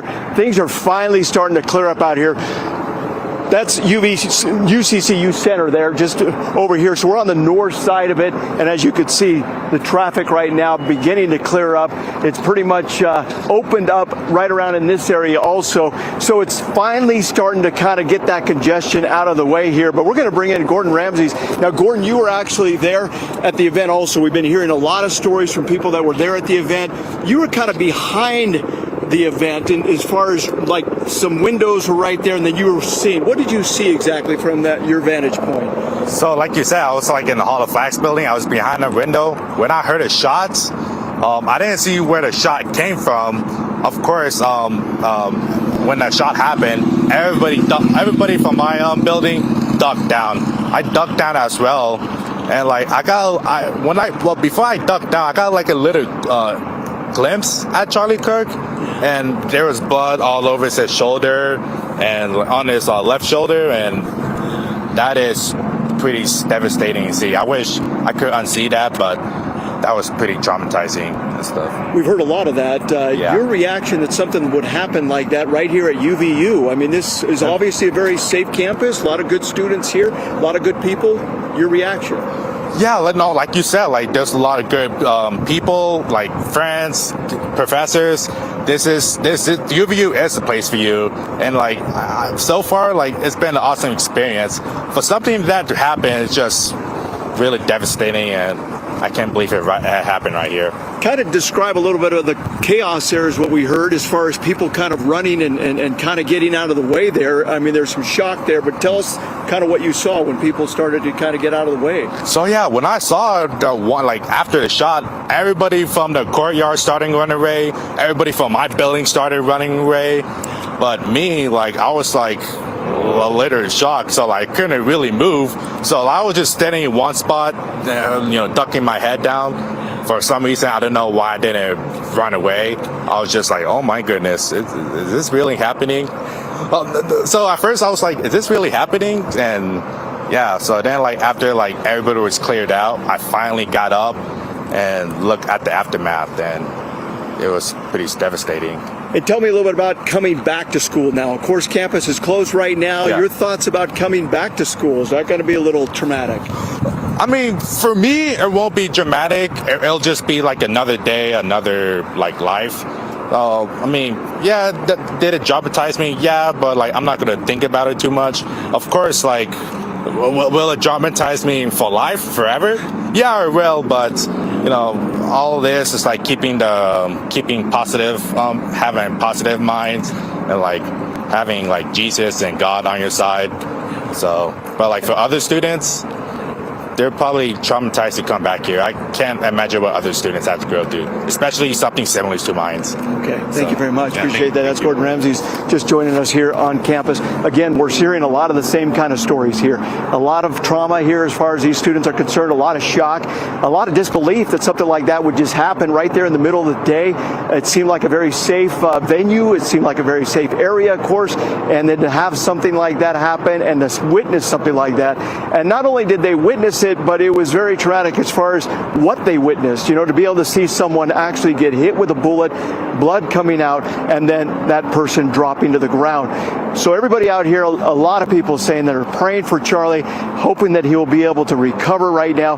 But again, campus is finally starting to clear out in this area again, as we mentioned, just on the north side here of the UCCU Center Arena. And boy, traffic is really kind of moving forward finally, but it took a couple of hours to be able to get everybody out of here. But man, it was quite the traffic jam. A lot of police presence still out here in this area. We'll send it back to you. All right, Dan Rascon reporting live from UVU campus. Thank you, Dan. One thing I'm seeing on social media here, just in the last half hour, UVU has put on X, that campus is closed, class is canceled. We knew that, but they're still calling on people who are on campus to shelter in place. You know, that coincides, you know, with information that we've learned that the university has now said they do not have a suspect in custody. So just keeping you up to date. We can't confirm the suspect of the status of the suspect, but within the last half hour, the university is still urging people to secure in place until police officers can escort you safely off campus. Let's go now to Alex Cabrera, who has been on campus. Alex, what are you hearing out there in your vantage point now?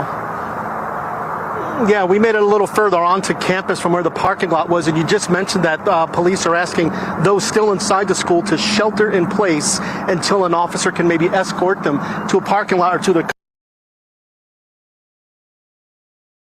What I thought would be a civil conversation, and it turned completely different. What did you see? I looked down when it happened, but... So basically, I heard a loud bang, which I figured a shot would be a little bit louder, but I just saw it hit him in the chest, and then all of a sudden just tons of blood gushing right out where his heart is, and then he like fell over and slumped down, and everybody got down and was screaming, and then we all ran. Can you describe just, did he appear to be moving afterward, or what? Not at all. I personally believe he was dead on impact. Oh my goodness. What happened after that? What did you see? Everyone got down. Everyone was so scared, and I just grabbed her, and my boss was with us, which is her mom. She was like, run, and we finally got up and followed the crowd, and I just kept holding her. I don't even have my shoes on. I left my keys, and everyone's just like scared. Like it's traumatizing. Like, you know, it scares. Like, I don't even want to go to school tomorrow, you know. Yeah. So I agree with that. yeah, I'm scared to go to school, but You heard the one shot. Were there multiple shots, or? Just one shot straight into Charlie Kirk, and that was it. And I think they got him. And did you see the person who fired the shot or anything like that? No, I just knew that it came to the right of me and went just directly into his heart. I got a picture of him. What did you see as far as, I mean, was the crowd, how was the crowd reacting to him? I mean, he is somewhat known for being provocative, but what was going on beforehand? What was he talking about? So the first student got up and they were talking about religion, Mormonism, and Christianity, and the second student to get up was talking about transgenderism and how gun violence has been very frequent with that community, and that is when it happened. Pretty ironic. Right after, during, right on that topic. Yeah, it's when he got shot in the heart. Yeah. What did you all see? You're joining us. What did you see? Well, I was about to enter the building. I heard what I thought was a gunshot, and I hurried and took cover. And then I saw the students running out, and I saw her. She was panicking. I thought she's having a panic attack. So then I grabbed her, and we ran through the tunnel, and then just brought her to my car over here to get her to calm down. So, yeah. I was watching from pretty close up, and I heard a pop, and I thought, no, that nobody's shooting firecrackers, right? This is the middle of the day, And then I watched a fountain of blood come out of the side of his neck like a water fountain. And it was surreal. Everyone dropped, and I was like, where's the gunman? I don't see any gunman. And then I dropped, because I'm just a very logical thinker like that.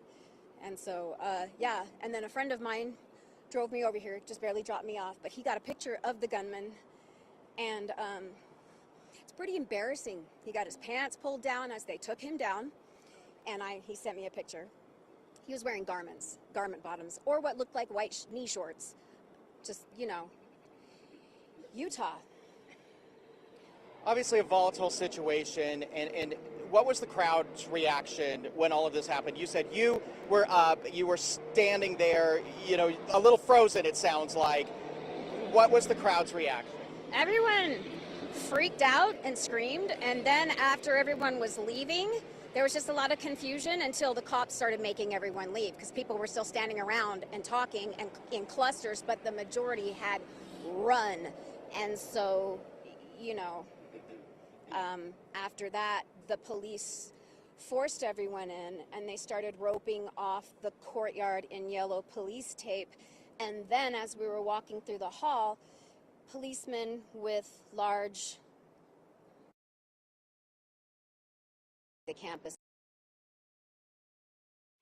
and run. And so Hey, breaking news. I think Charlie Kirk has died.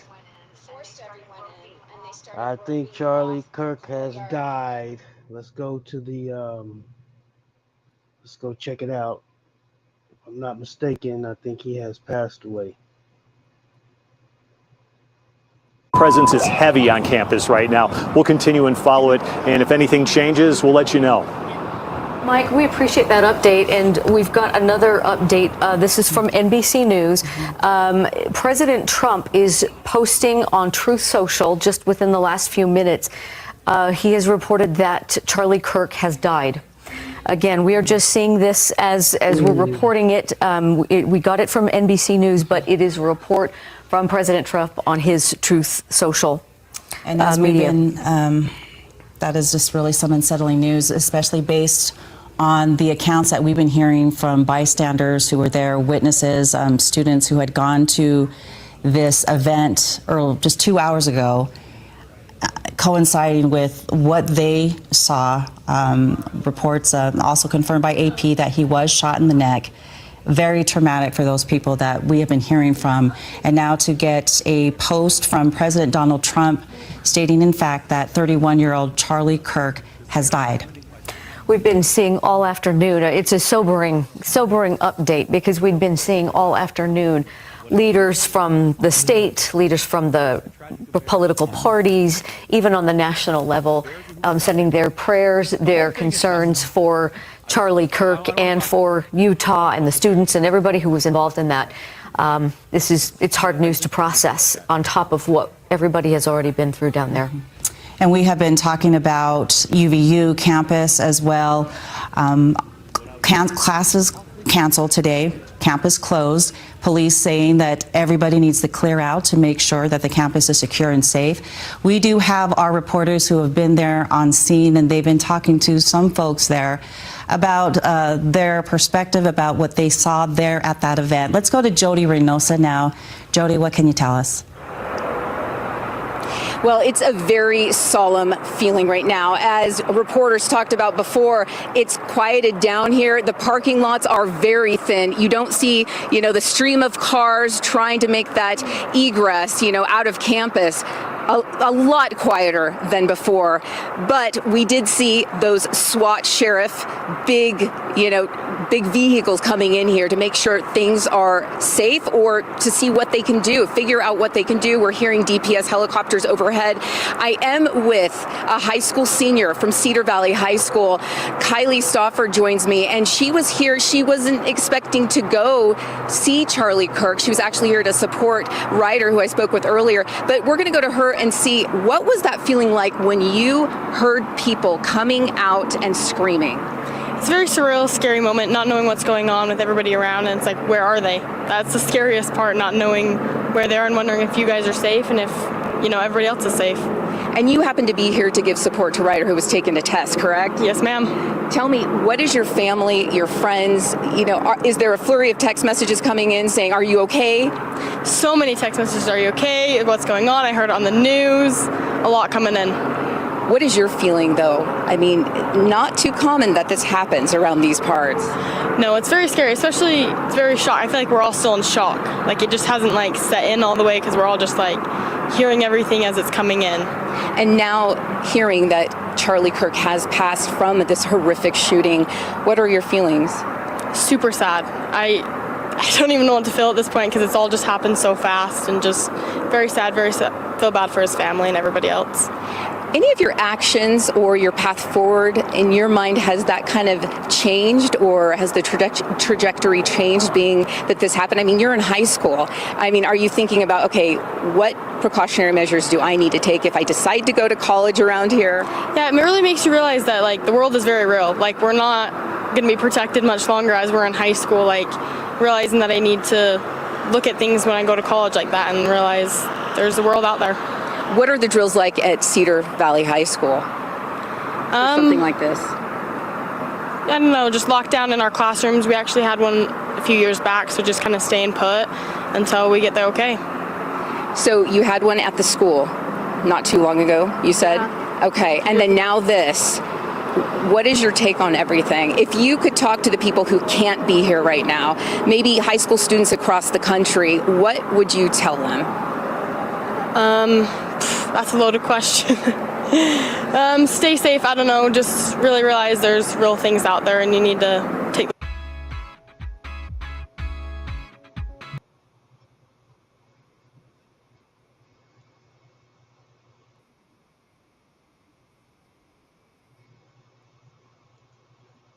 It's impossible to look at and wouldn't want to do that to you at home. But Charlie Kirk, just 31 years old, youth activist across the country, President Trump, the Trump family, often giving him credit for helping to bring young people into the movement to get President Trump back into the White House. There you see him. He was sitting under a tent right there at the university. There you can see another view of him. He was taking questions from the crowd, interacting with them, which is what he often does on his trips around the country, and had just begun another swing through the country. There had been thousands who signed petitions for him not to come. On the other side, there were at least 1,000 who said he should come to campus. But that kind of heat, that kind of controversy is something that he was very comfortable with. It's what drove his activism, and what he would often do is engage with people on all sides, take their questions, point, counterpoint, and it was during one of those moments, during one of those questions, that then gunfire a distance away, as you heard from Aaron Katursky, not confirmed but believed to be a couple hundred yards away somewhere on that campus. Gunfire then rang out after a question about gun violence in this country, about mass shootings in recent years in the United States. Then all of a sudden you heard the gunfire, you heard the gasps of the people who were gathered there, some people saying run, and of course the Yeah, this is kind of fucked up, man. I don't even know how to feel about this one. And I wasn't a Charlie Kirk fan. I agreed with some of the stuff he said, but I really didn't follow him on everything, so I can't say I agree with him wholeheartedly. But some things I did agree, and I'm pretty sure there were some things I didn't agree because of who I am. But yeah, this is kind of fucked up, man. Yeah, I don't even know how to feel about this one.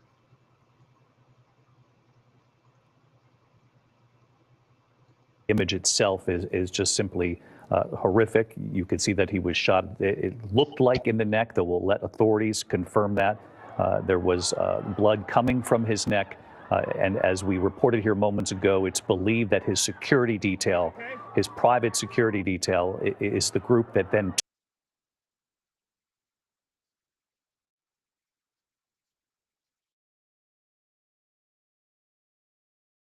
of somebody who would want to assassinate a political figure, a public figure, right? Likely they have some type of issues. What was it you think about Charlie that would compel someone to do this, in the sense that he, like I said to Kelly, he was not elected. He had never held political office. What's up, Brandon? I didn't even know that was you with the little paper clip. So that was you came in earlier? All right, Brandon. Office, but he had a huge platform, millions of followers on social media. But he's not a household name. If you're not really into politics, you likely don't know who Charlie Kirk is. Well, he sure is a household name now. And maybe even if you're not into Republican politics, you have never heard of him. We know him because we work in this space. You work with him closely, as you had said.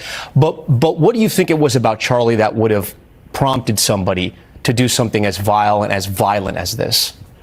Well, there is nothing about Charlie that would, should, or could push somebody to do something like this. That is unacceptable, regardless of your thoughts of his policies or his positions. There is no excuse, there is no reason, there is no rationale for this behavior in any form or fashion. I don't care what Charlie Kirk said, what he did, no excuse for this at all. And what is so frustrating is, as the tensions in this country continue to get ratcheted up, you brought this up at the beginning of the segment, we had a former president, a candidate, dodge a bullet in reality, was shot in the ear, and then another assassination attempt was foiled. And now we have someone like Charlie Kirk as well. You mentioned not elected, true, but someone who just wanted to go on these college campuses. And as they used to be places we could share ideas and debate ideas, it seems like they've become petri dishes or cesspools for silencing and censoring voices that differ with your opinions. And so there is no reason for anyone to want to attack Charlie Kirk. There is no reason that is legitimate by any stretch of the imagination. We don't know this person. We don't know the motivation, as you said. However, this is just flat out evil.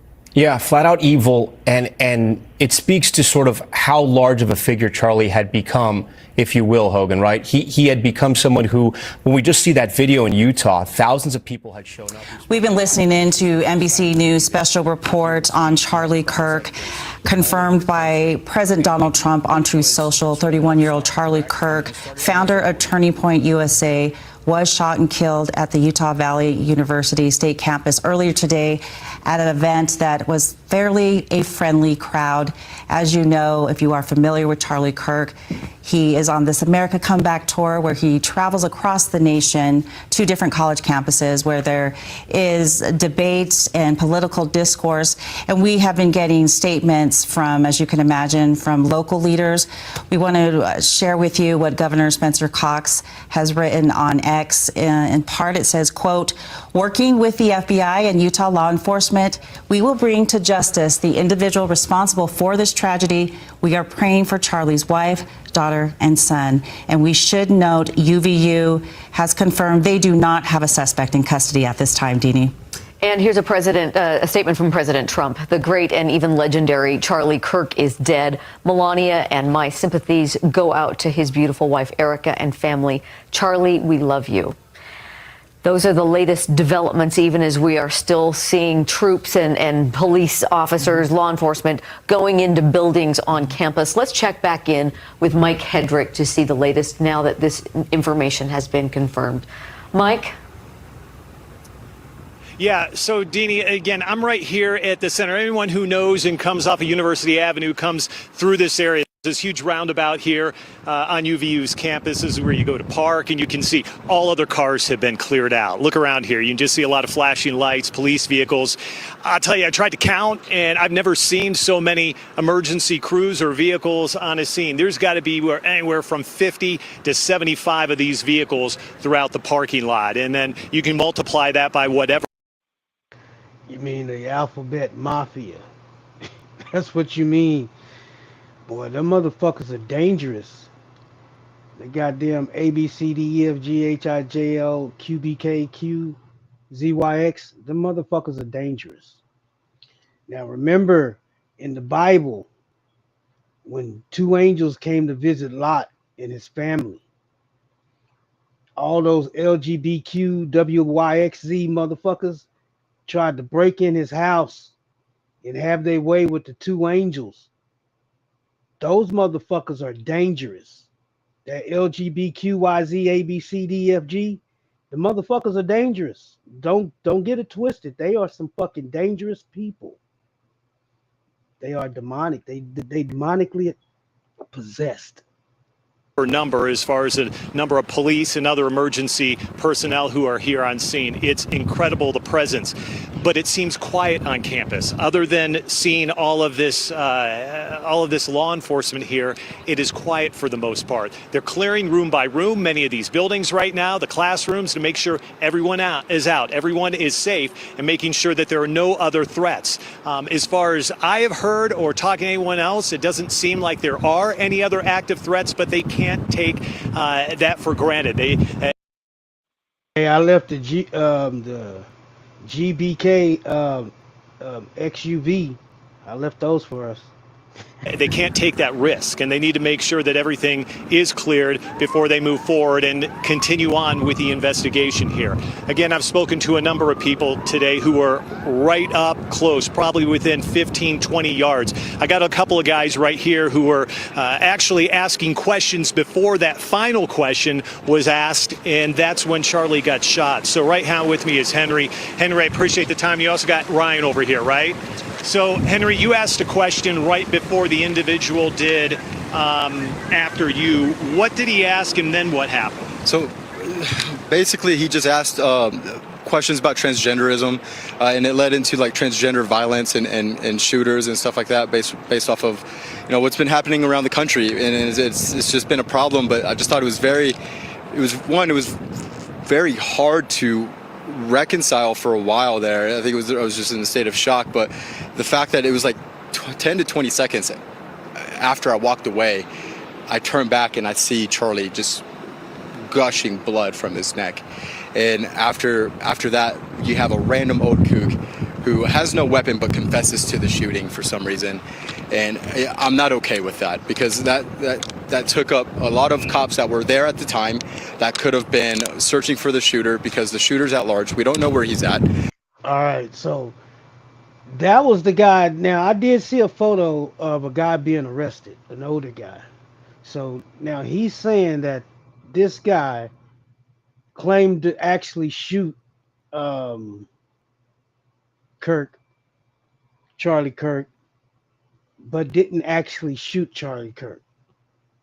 So was he in on it? Was he part of the distraction? Oh yeah, I did it so the real guy could get away. What the fuck's going on, man? Inside hit? They're, like you said, they're clearing room by room, and I think a lot of us are super angry. A lot of us are super angry because it's just a lot. So you're telling me that the person, that older gentleman who we've seen video on social media, who claims to possibly have shot him, you're saying you don't believe he was the shooter? He didn't have a gun. He didn't have a weapon on him.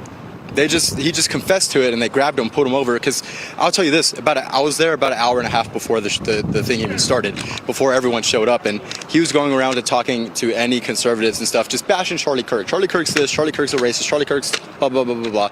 And he was just making a scene. And it doesn't surprise me. He didn't, from what I could tell, he didn't have anything on him. If they did, I don't think they would be looking for the shooter, because they would, if it was him, they would have the weapon with him, but it wasn't there.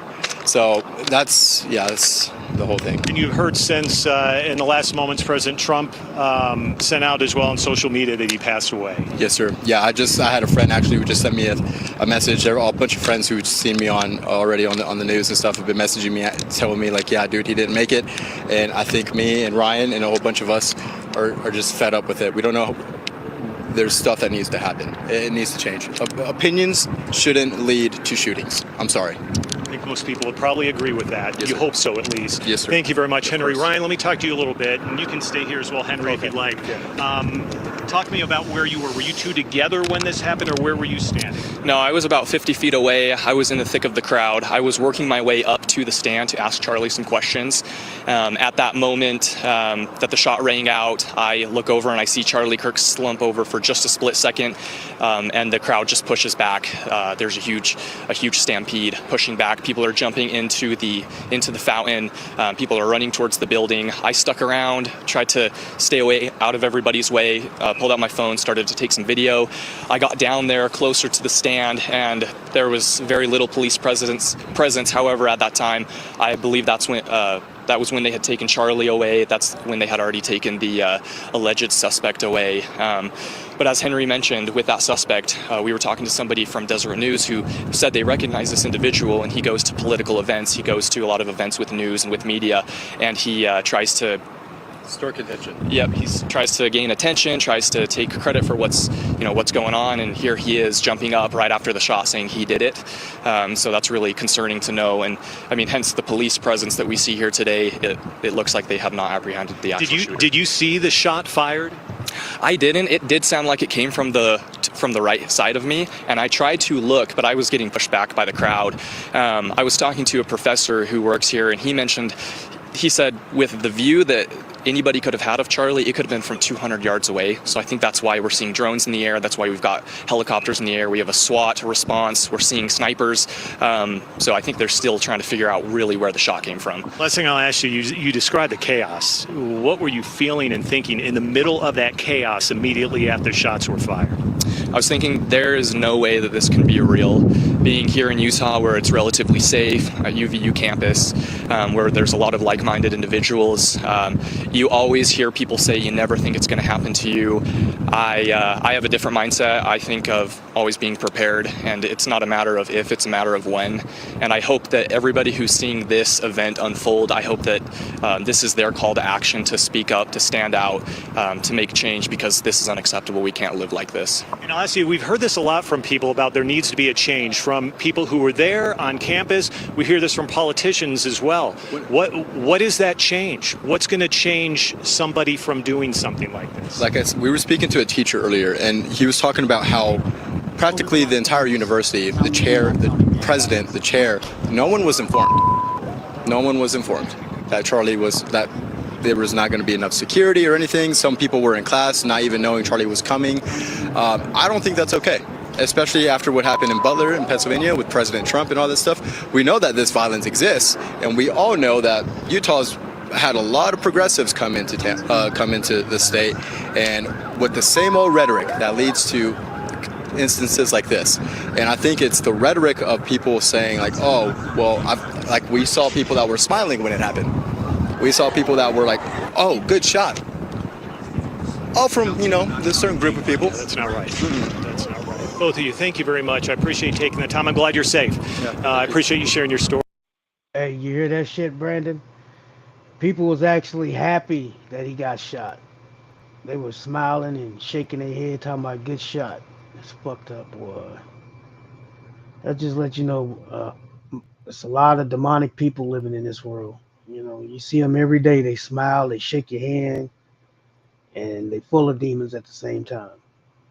Stories in your eyewitness account. So thank you. Yes, best of luck to you. Thank you. So, Deanie, as we kind of wrap up that conversation, it's very similar to a lot of other people we spoke with. It's really a surreal situation that happened here. Conservative town USA, that's really what this is. And so a lot of people would not think that something like this would happen. And again, we're still trying to figure it out. Police are still trying to figure out. You still wouldn't have this presence out here if they weren't still trying to figure out exactly what happened. So we hope to get some of those answers at some point today, but I think it may take a while. Back to you. It's disturbing to even hear that kind of testimony and those kind of interviews from students, from young people who had to witness that kind of stuff. Again, if you are just joining us, President Trump confirmed on a post on Truth Social, Charlie Kirk, 31-year-old Charlie Kirk, founder of Turning Point USA, has died after being shot at an event held at Utah Valley University just a couple of hours ago. And I just wanted to read a little portion of that post from President Trump, where he says, quote, "No one understood or had the heart of the youth in the United States of America better than Charlie. He was loved and admired by all, especially me, family, and now he is no longer with us. And President Trump also added, Melania, and my sympathies go out to his beautiful wife, Erica, and family. And also we are getting a statement from Senator Mike Lee from Utah, who had posted, Charlie Kirk was an American patriot, an inspiration to countless young people to stand up and defend the timeless truths that make our country great. This murder was a cowardly act of violence, an attack on champions of freedom like Charlie and the students who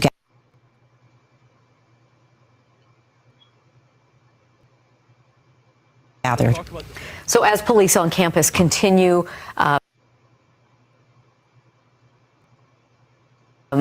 escorting people out of buildings and off campus, they continue to tell people to shelter in place until they can be escorted off, and presumably they continue to look for the suspect.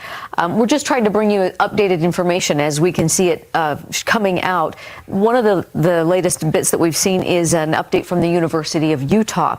They are open, but they did issue a safety alert encouraging people to be extra precautious, but then to also recognize that they have extra security on campus for the events all this week.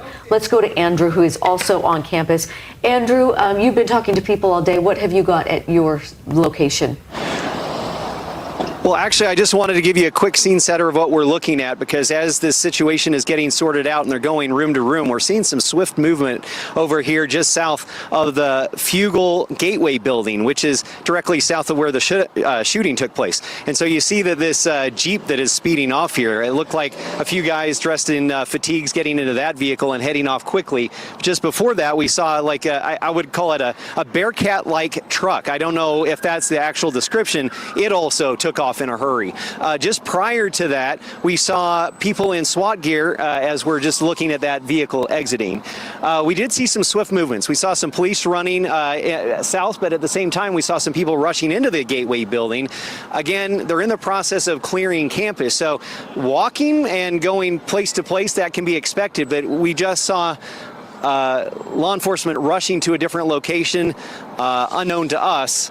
And so that makes you wonder exactly what is going on with those people right now. But just wanted to give you an idea of the situation, that it is continuing to evolve here with the police response. And again, just resetting, if you're just tuning into us, we saw several SWAT people get in vehicles and book it that way, and then up out toward the south end of campus. So we don't know exactly where they are going. Just prior to that, though, and this, I just want to point you this way, as you see, well, between the trees, you might be able to see the legs of a SWAT officer rushing in toward this building. We've seen a lot of attention on the Fugal Gateway building, which is what this is, again, directly south of the shooting area. And so presumably going in to clear it, but we don't know if there is anything more pressing than that in this building. But again, in a larger scale process of clearing the entire campus, can't imagine how a grueling of a process that is, understanding how many rooms there are on a college campus where as many as 50,000 students go to school. It's just wild. But that's what we've just been seeing in the last few minutes. We'll toss it back to the studio, try and see if we can get some more information at some point. All right, Andrew Adams reporting live from UVU campus for us with that update. Thank you. We appreciate just the updated information and seeing that this is still, UVU has reported, this is still an unfolding situation. Is incongruent to that. So I don't know where we are here with this. I hope they have them identified and they're searching for them. That's my hope right now. But we're looking for a press conference here to tell us more at this point. If this is not the shooter, where is he? What kind of gun, or he or she, whatever it is, what kind of gun did they use? And is there any shell casing nearby? Any video that would support the investigation at this point? This is a dangerous time we're in right now. I think you're right to point out the questions here of this potentially being an actual assassin, and the fact that authorities are saying there's no threat to the public. We know the university has been cleared. They know that they don't want students there. They're not going to have classes. They're not telling the public, though, to shelter in place, yet there appears to be a manhunt going on. And again, to your point about the shooter potentially being at an elevated position, I'm hearing from other sources that tend to agree with that sentiment here. What kind of expertise in weaponry does that take for someone to be what I could guess is in a concealed position, one that they could easily escape from, and elevated?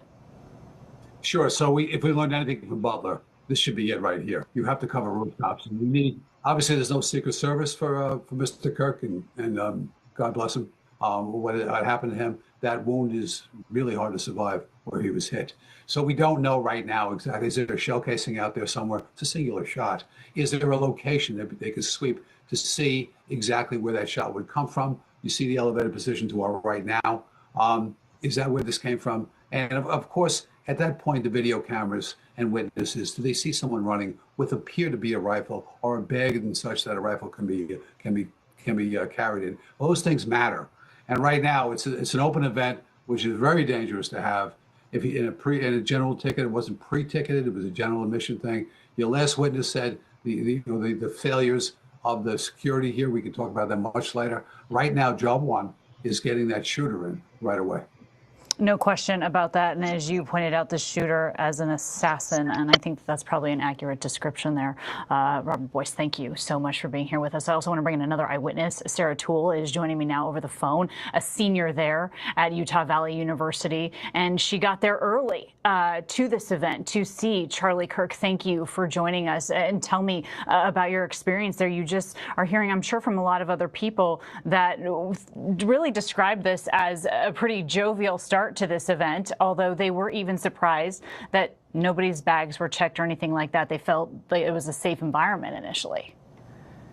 Correct. And thank you for having me, by the way. Yeah, it was interesting because even like other public people that were welcome to come outside of UVU students, they had to get tickets, but like someone else said before, you didn't have to pay for them. And honestly, you didn't have to show them at all. People could just walk in, set up where they wanted to sit, and watch everything. So yeah, no security. I will say there were some police on campus, but not checking people walking in, not, scanning for metal, none of that.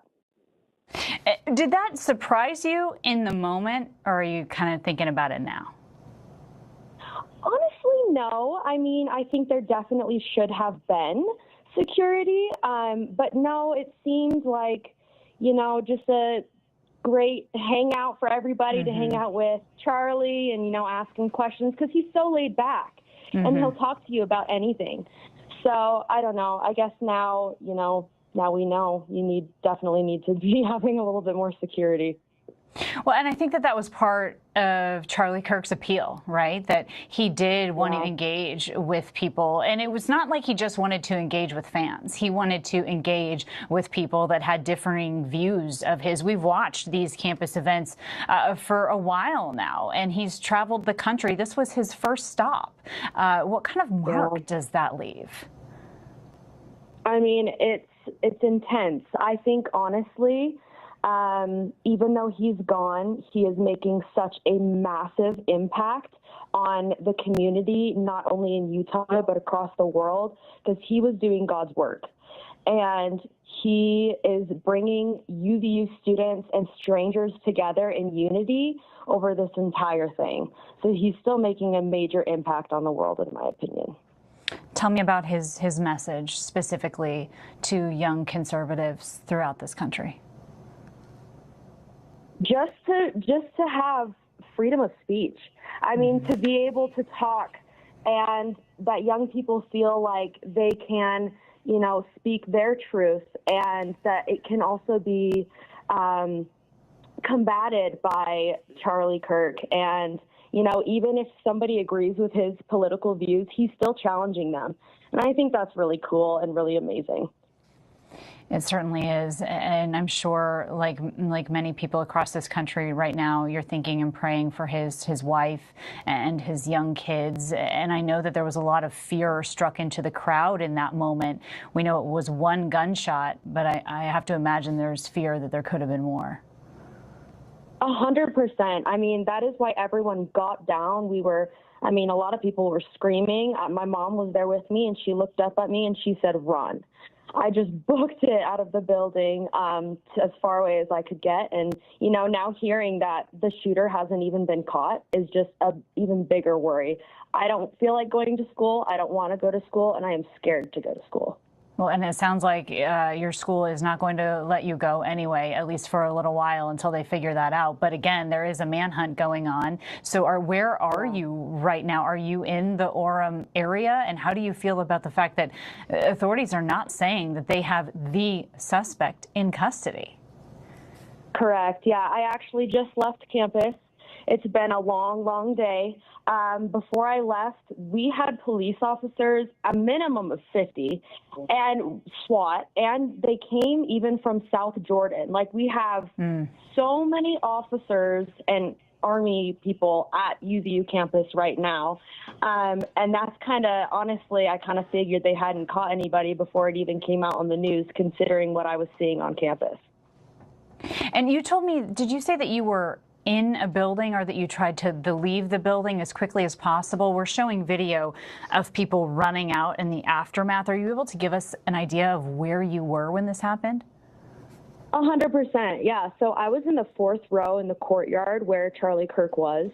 I was a little to his left, and the shooter was to my right. So, and even if you were looking at Charlie Kirk from the front, the shooter was still to the right and just got him right in the neck, blood gushing everywhere. A friend of mine and I ran into the building and ran out the building. It's like the exit pathway, and just kept running, crossing streets, like just trying to get to safety. And so you think the shooter was to the right of you based on what you heard and what you saw? Yes, correct. Yeah, it went right into his left side, and the shooter was from my right, and even in the middle, it was still to the right.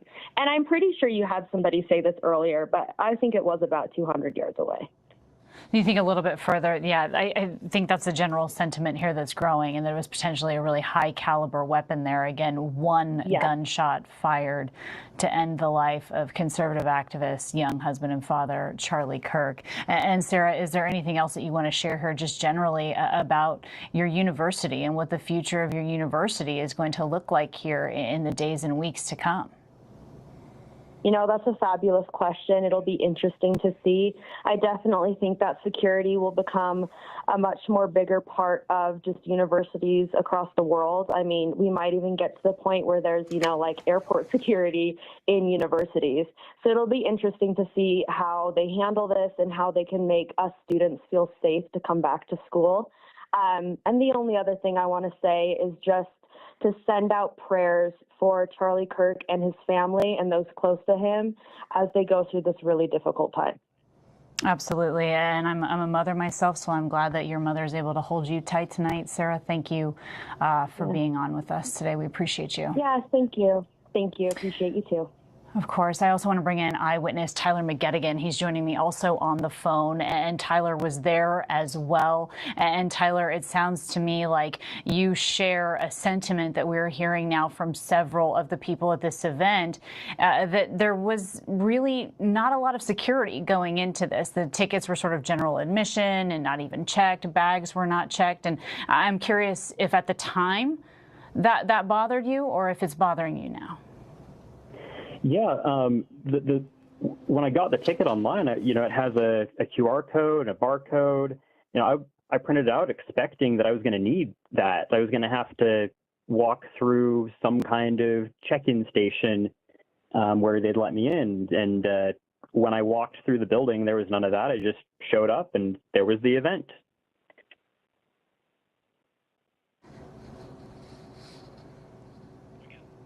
And Tyler, what was it that drew you to this event? Why did you want to go see Charlie Kirk today? I actually had a question I wanted to ask him that I'd prepared. And so, I mean, aside from all the, you know, the chaos and sadness, I just, you know, obviously heard that he'd passed, you know, within an hour. And that's absolutely tragic. But I'm also, you know, disappointed that there was no chance that I could have, you know, actually got to spoke with him. I mean, that I was excited for that. I mean, so many people were, and we know that whether you agree with how he views the world or don't, that he wanted you there. He wanted to be able to engage in debate like that. Frankly, Turning Point USA said, if you have a question that is at odds with him, come to the front of the line. And you're seeing, as we're talking, you're seeing someone at the microphone so close. And it's my understanding that when the shot rang out, the question was about gun violence. Yeah, I was definitely talking with some people near me, a couple people in line. And one of the first things that, as soon as things kind of calmed down after we backed away, they were mentioning, like, man, the timing of that just must have been deliberate. You feel like it was purposeful? Potentially. I mean, who knows? It's entirely possible that that's what he was waiting on. It's sad to think about that. Where were you when this happened? We're showing video now of the crowd at the beginning of this, where they're sort of throwing out hats into the crowd. Yeah, I was I was to the south, probably 100 yards away from Charlie, and just waiting in line with other people who had questions. Like, I was talking with people, about what questions that they were planning on asking, and you had some people that were on the left, some people on the right, but we were all excited, like, hey, we might get to get our question, and talking about, like, anyways, we were all excited about that opportunity to, potentially challenge him, or to, even if we agreed with him. Like, I'm conservative, but I was talking with, people that were more on the left side of things.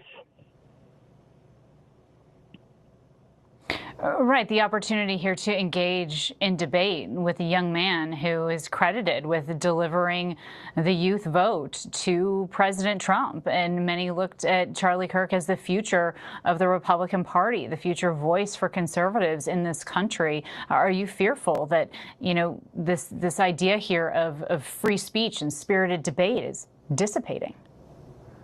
Yeah, that is absolutely one of my fears, that people will be, because of this, closed off to debate. Like, what this person did is definitely a challenge, a threat to that kind of open debate that we should have in this country. Absolutely. Listen, Tyler, thank you so much for coming on with us. We appreciate your insight here, and we're glad that you're home safe. Tyler, thank you very much. I do want to share with our viewers here some video and some sound of now the late Charlie Kirk speaking to this crowd of students in Orem, Utah. And it wasn't just students, I should add. This event was open to anyone that wanted to come.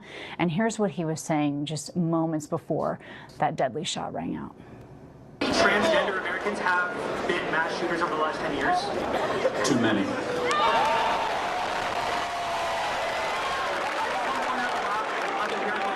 It's 5. Okay, now 5 is a lot, right? I'm going to give you some credit. Do you know how many mass shooters there have been in America over the last 10 years? Counting or not counting gang violence? Great.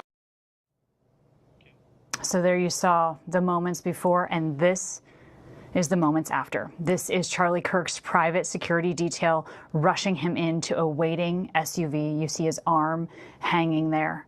One thing that strikes me as you watch that video and you watch how Charlie Kirk is taking questions, he purposely sets down that microphone to make sure that the person asking the question of him gets to ask their question in their entirety.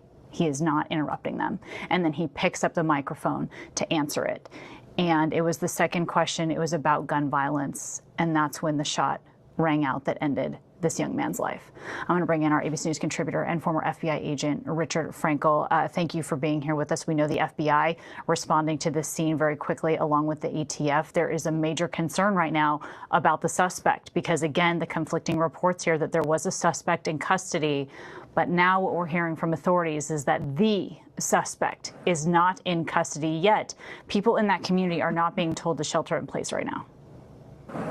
Yeah, it's as Chief Boyce said, it's a bit of a conflicting message from them. But this is basically a manhunt now. It's similar to what happened in New York when the CEO for U.S. Healthcare was shot.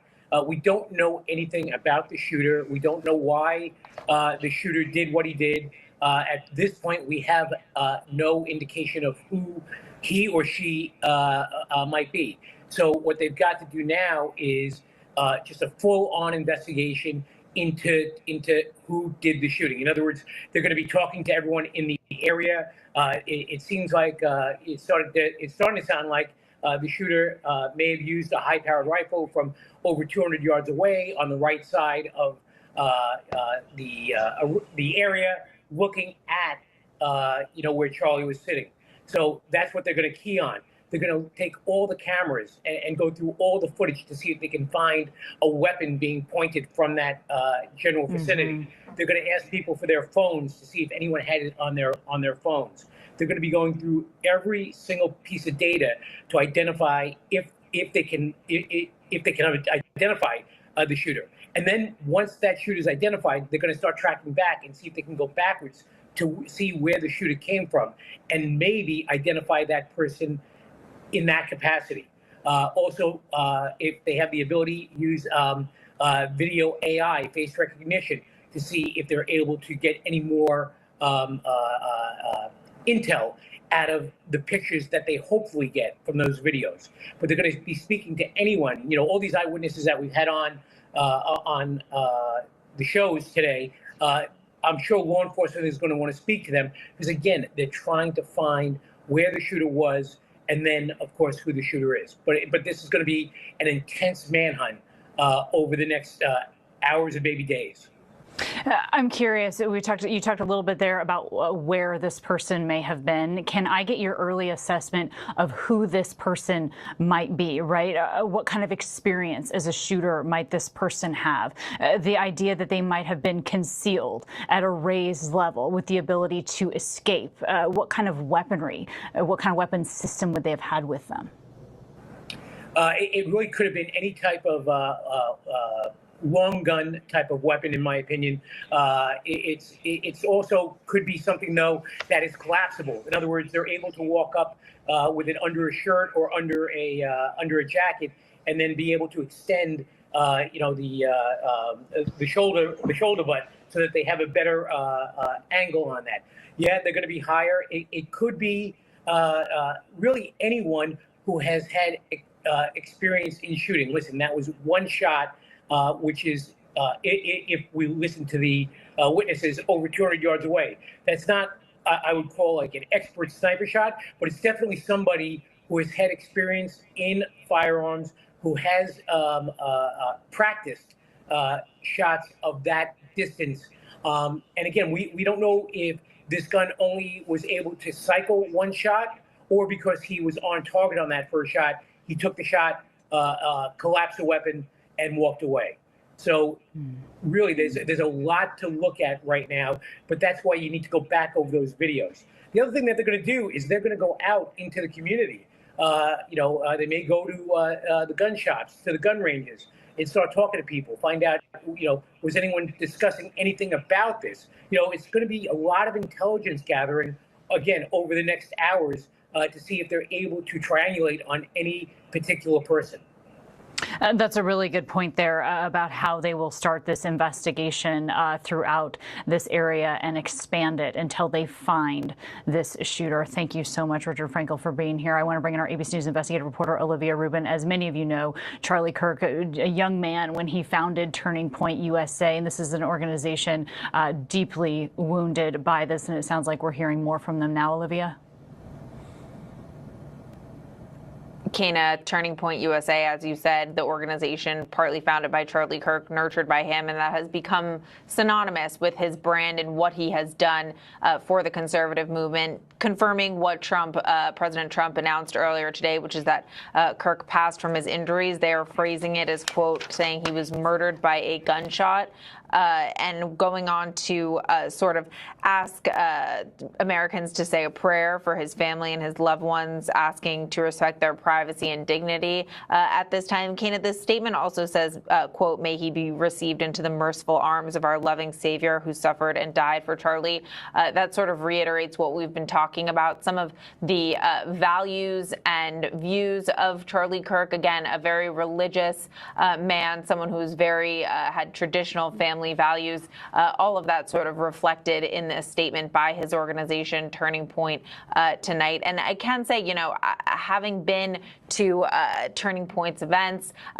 Charlie Kirk and his organization held a huge event on the evening before President Trump's inauguration. This was an organization that just revered him, respected him. Everyone. University, a state university campus, and ultimately died from his injuries. And we've talked with people today who were excited to hear from him, and they were here early, they got good seats, they were up front, and they saw him get shot, they tell me, in the neck, and just the mayhem and chaos that ensued after that.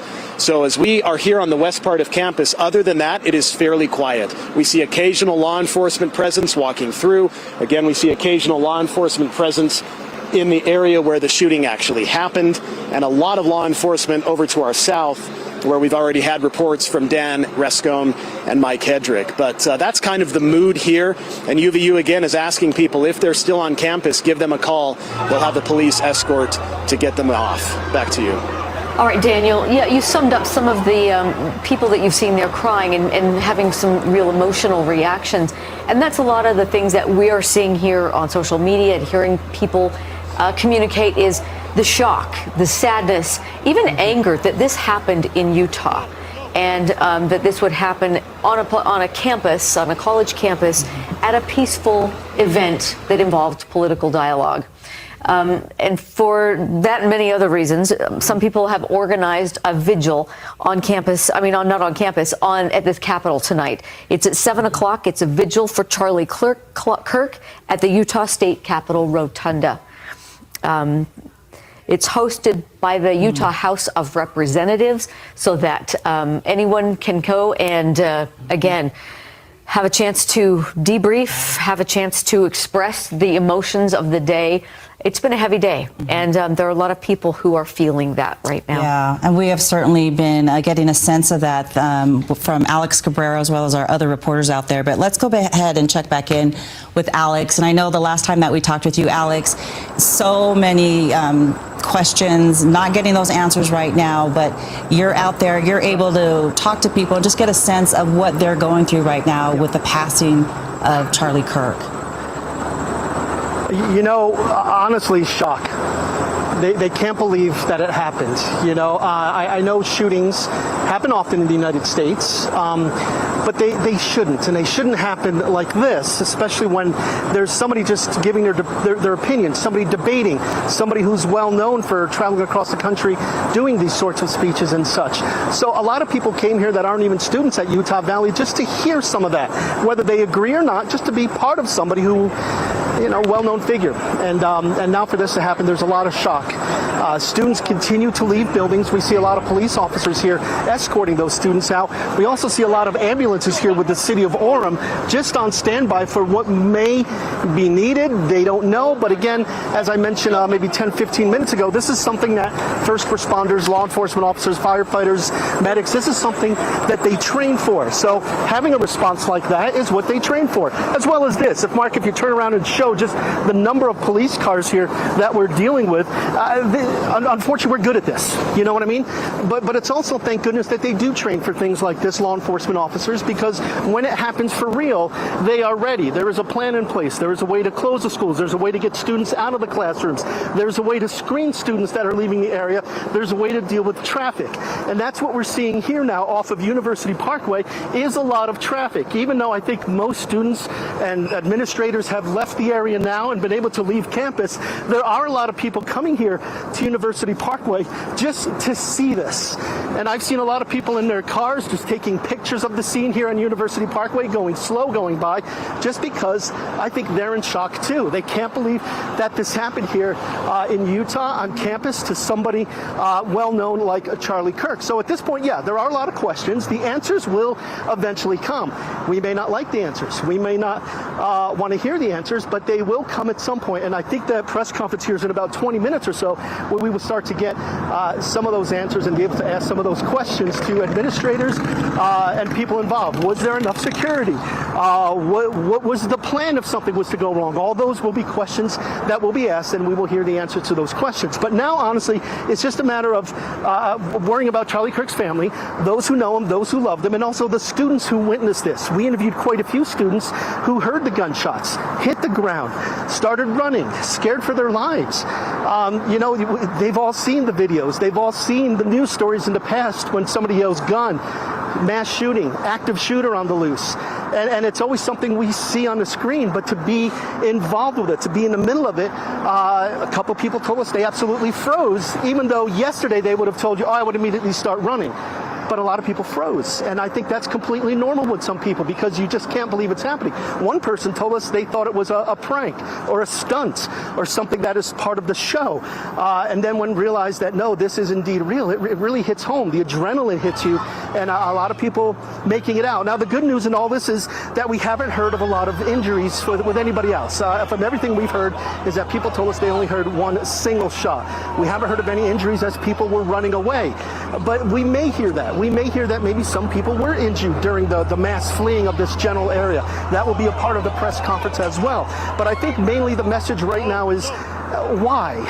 And that's, I don't mean to be flippant about it, but how? In Utah, it's just one of those things that we've seen far too many of these types of incidents. And what is the answer? I don't think anybody knows what the answer is at this point, but it's something that will continue to be talked about. And today, it's Utah's turn for us to talk about it, for us to make sense of it, for us to talk to the people who were involved in this and who saw this. And when those answers come, we'll see if something could be learned, if there's something different that could be happened. But, I got to be honest, something that we've heard from everybody else, from people on the right side, from people on the left side, is when can we all come together? And I think that's something that at some point, I think we'd all love to see that. It's just a matter of how do we get there. The response, as expected, is a big one, and it will continue to be a big one. I think just in the last few minutes, we noticed more police officers showing up. So as we continue to hang out here and get more information, we will pass it along to you, knowing that press conference here is in about 20 minutes. So let's send it back inside for now. Yeah, Alex, you so well summed up the emotions and it's the disbelief. It's heartbreaking that this happened.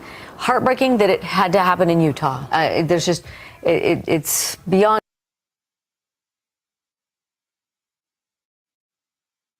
Devastating. He says that Charlie Kirk was a close friend of his as well and confidant. And he then goes on to say, Selena, that every political leader must loudly and clearly decry this violence. And it sounds like, at least in words, we are hearing that. And while they're decrying the violence, Selena, they also, there on the House floor, took a moment of silence. This is a moment, in fact, when you see leaders across the political spectrum coming together. While they may not agree with all of the political positions, the social issues and stances that Charlie took, they all agree that this is not what our country is about. They are condemning this act of violence, saying this is something that should never happen in our country. As you mentioned, there is that somber moment on the House floor as we continue to see this outpouring of just outrage and grief and condemnation from leaders all across the political spectrum, Kana. This is just really an unbelievable moment. And, Selena, I've spoken with several witnesses who were there, and many of them were there just because they wanted to be there. They wanted to be a part of it. They wanted to see him speak. But others who say, I had a question for him. I was lined up. I was lined up with people to ask questions. And what they pointed out, Selena, that was even in the line, because of the area that Charlie Kirk had created, they were having lively debate, back and forth debate, Republicans and conservatives in this line together. And Charlie Kirk was known for sparking that kind of conversation. He has so many viral moments online with his millions and millions of followers for all of them to view, where he has these sparring debates with students who are very progressive, who clash with his views, and he'd like to have these kind of rapid fire conversations. I mean, Turning Point USA, they are across the country. They go to these high school campuses, college campuses. He is an advocate for this conservative movement, for reaching this young base and mobilizing them to become part of this MAGA movement. But it wasn't just about spreading those ideals, but also debating with people who have wildly different views than he has. And he was very effective at using that and turning it into this media empire online through his social media videos, through his podcasts. He's really was seen as one of the most influential MAGA podcasters and right-wing influencers in general. Absolutely. We talk a lot about his appearance on Governor Newsom's podcast. I mean, Governor Newsom chose him to launch his podcast. He was his very first guest. That was the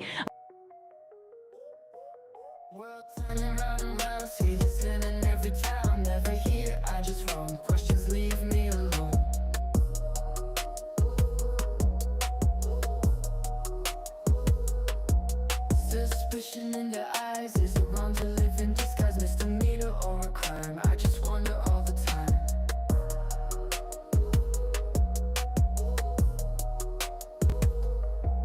You don't need my ID, just let me be, let me be. Dirty bacon on my trail, in this world I won't fail. Catch me if you can, always moving, I'm the man. Rules with no names, just bets from the thoughts in my head.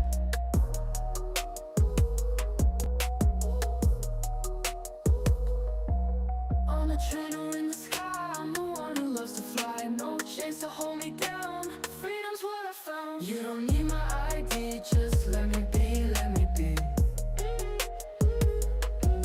Dirty bacon on my trail, in this world I won't fail.